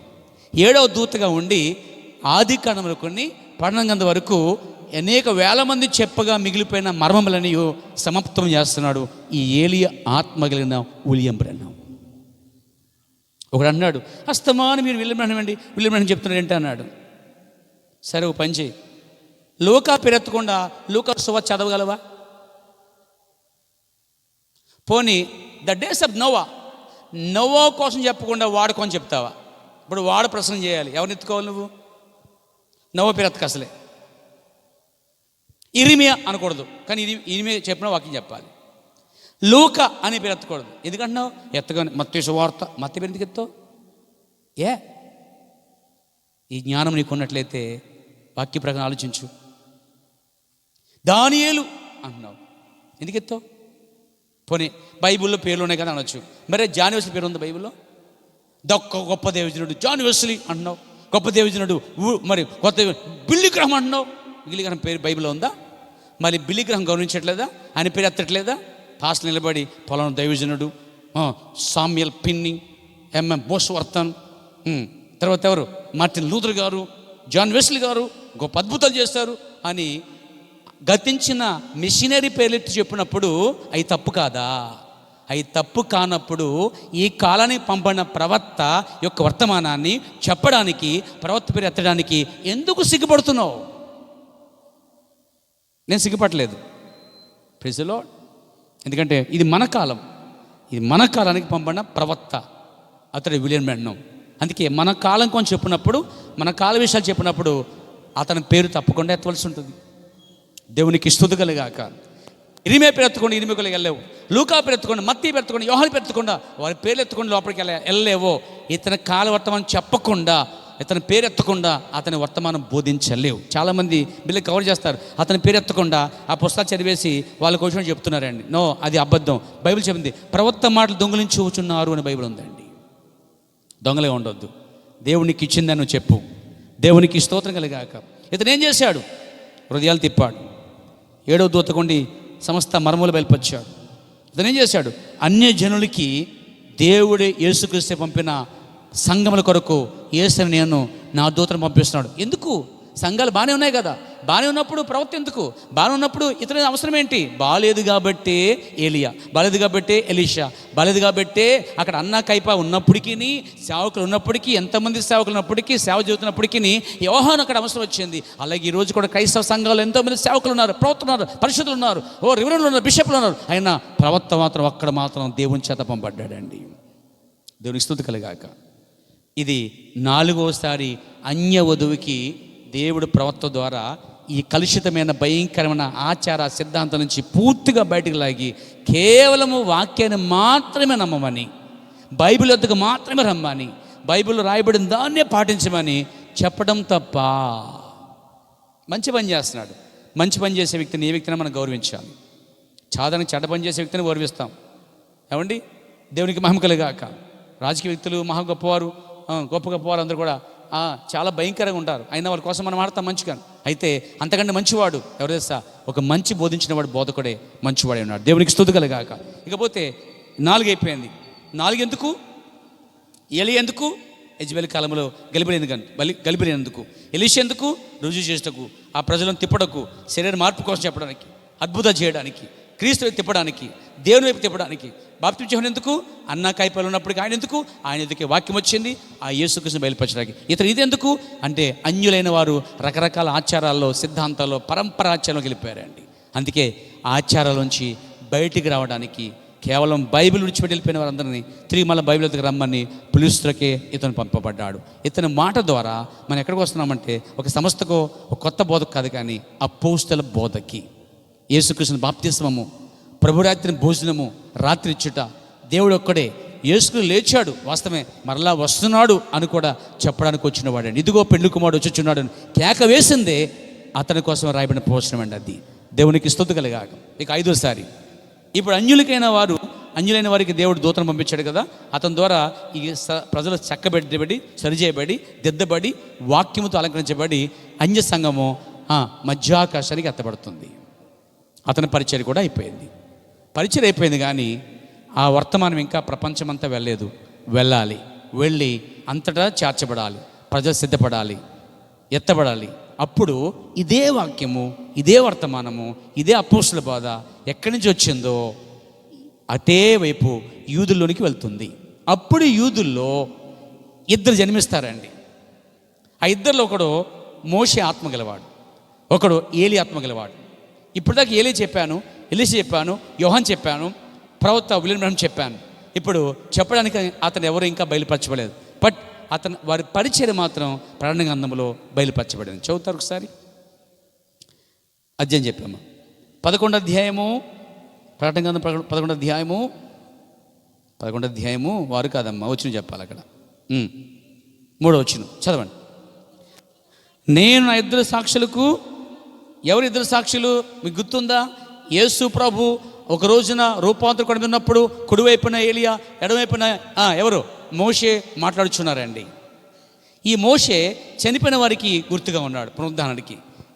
ఏలియా చనిపోకుండా ఎత్తబడుతున్న వారికి గుర్తుగా ఉన్నాడండి, మర్చిపోకండి. ఇక్కడ చూడండి, 2 సాక్షులు ధరించుకుని 1260 దినములు అంటే 42 నెలలు, అనగా 3 సంవత్సరములు. అంటే ఇంకా ఇశ్రాయేలు ప్రజలకి యేసు ప్రభు చేసిన మిగిలిపోయిన 3 సంవత్సరములు, ఈ 3.5 ఆ 3.5 7 వారములు, అనగా 70 వారములు. దాంట్లో చివరి వారము మిగిలిపోయింది 3 సంవత్సరములు. అర్ధవారం ముందు మెస్సే కొట్టివేయబడ్డాడు, ఇంకా వారికి అర్ధవారం ఉంది, అనగా అర్ధము 3 సంవత్సరములు. ఈ 3 సంవత్సరములు 1260 దినములు అంటే 42 దినములు, అంటే 3 సంవత్సరములు. ఈ 3 సంవత్సరములు 2 సాక్షులు వచ్చి వారి మధ్య ఏమేం చేయబోతున్నారో రాయబడింది. చదువు కింద వచ్చి వద్దాం, 9 నుంచి 9. తాము 6వ వచనం, తాము ప్రవచించిన దినములు వర్షము కురవకుండా ఆకాశను మూయుటకు పేరు రాయబడలేదు, కానీ పరిచయం రాయబడింది. యోహాను అని రాయబడలేదు, అరణ్యంలో కేకలు రాయబడింది. అది ఎవరిలో జరిగిందో ఆ వ్యక్తిని చూస్తున్నాం. అలాగే ఎవరైతే వర్షం పడకుండా ఆకాశాన్ని మూస్తారో వారే ఏలియా ఆత్మ కలిగిన వారు. ఒకవేళ నువ్వు ట్రై చేయి ఈ రాత్రి, ఒకవేళ అయితే కనుక నువ్వే ఏలియావి. కానీ పరిచర్య ఇక్కడ కాదు, నీది కాదు ఈ పరిచర్య, యూదులది, ఇశ్రాయేల్ది. ఈ గ్యాప్ తెలుసుకోవాలి, ఈ వ్యత్యాసం తెలుసుకోవాలి. ఏలియా, ఎలీషా, యోహాను యూదుల మధ్య ఇప్పుడు అన్యులకి ప్రవక్త, ఎందుకంటే అన్యుల్లోనే క్రైస్తవ సంఘాలు ఉన్నాయి. అన్యుల కొరకే ఒక ప్రవర్తన దేవుడు పంపాడు. అది ముగించబడుతుంది, అది ఖచ్చితంగా అవుతుంది. నువ్వు నమ్మినా నమ్మపోయినా ఆ పరిచర్య జరిగిద్ది. ఏలియా రావటం వెళ్ళిపోయాడు, ఎలీషా వచ్చి వెళ్ళిపోయాడు, యోహాను వచ్చి వెళ్ళిపోయాడు, జనులు చాలా తప్పిపోయారు. యోహాను వెళ్ళిపోయిన తర్వాత చాలామంది యోహాను కోల్పోయారు కూడా. ఇప్పుడు రెండో రకాలు కూడా అది జరిగిపోతుంది.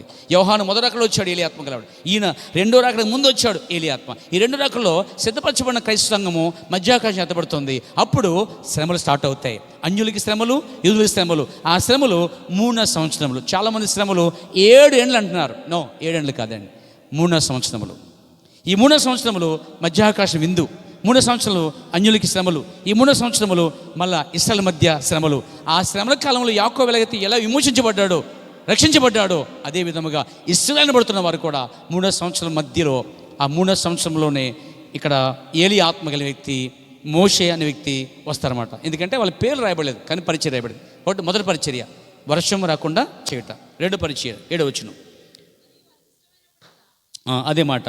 మరియు వారికి ఇష్టమైనప్పుడల్లా 6వ వచనంలోనే నీళ్ళు రక్తముగా చేయట. ఇక్కడ మర్చిపోకండి, 2 సాక్షులు అంటే 2 వ్యక్తులండి. ఈ 2 వ్యక్తులు ఎవరంటే 10వ వచనంలో ప్రవక్తలు అని రాయబడింది. అంటే వీళ్ళు ప్రవక్తలు, ఖచ్చితంగా ప్రవక్తలు. కానీ ఇది ఎక్కడ, ఎవరికి? అన్యులకి కాదు, యూదులకి.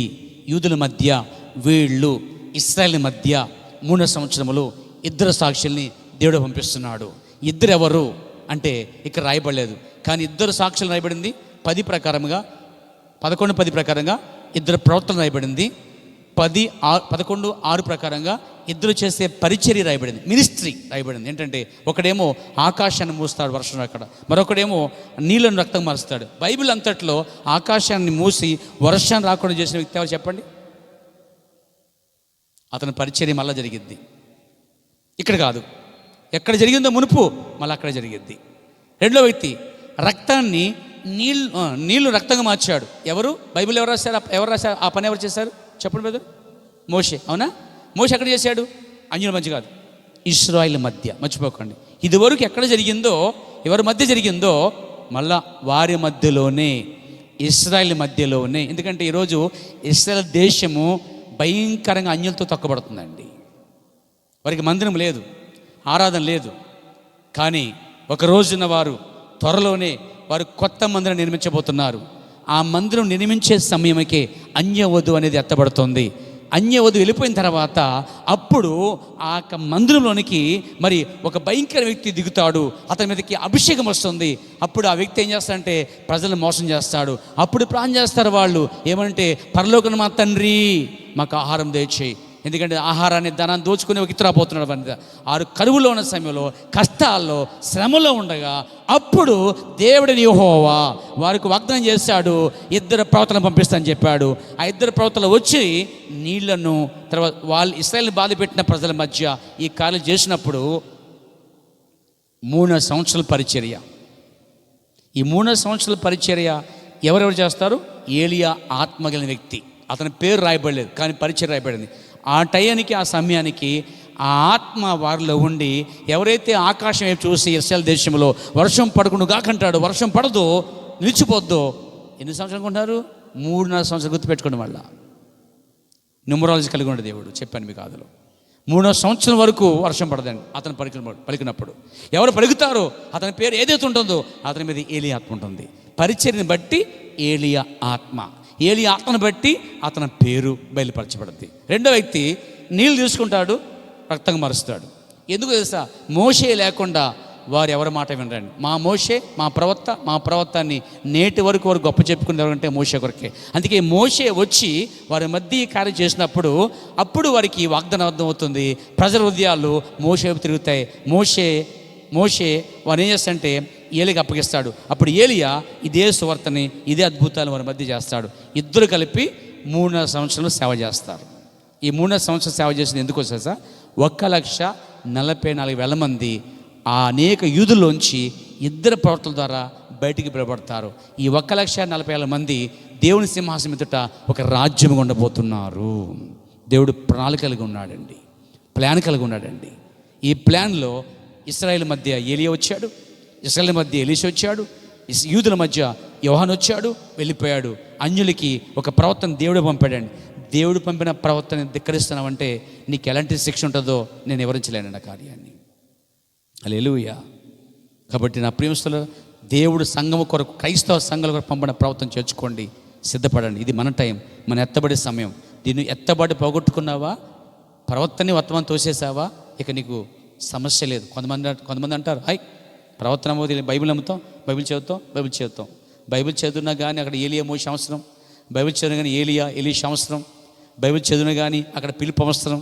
అలాగే నీకు బైబిల్ ఉన్నా, ఎన్నున్నా, ఏం చేస్తున్నా, ఎంతమంది సేవకులున్నా, దేవుడు పంపిన ప్రవక్త మాత్రం కావాలి. ఆ ప్రవక్త మిమ్మల్ని సరైన మార్గం నడిపిస్తాడు. ప్రవక్త మాట వినవాడు సర్వలోకములోంచి అట కొట్టివేయబడతాడట, సర్వనాశనం అవుతాడు. మీకు తెలుసా, నోహు ప్రవక్త, అతని మాట విన్నందున జనులు విన్నవాళ్ళేమో వాళ్ళ ఉన్నారు, వినలేని వాళ్ళేమో వాడి కింద ఉన్నారు.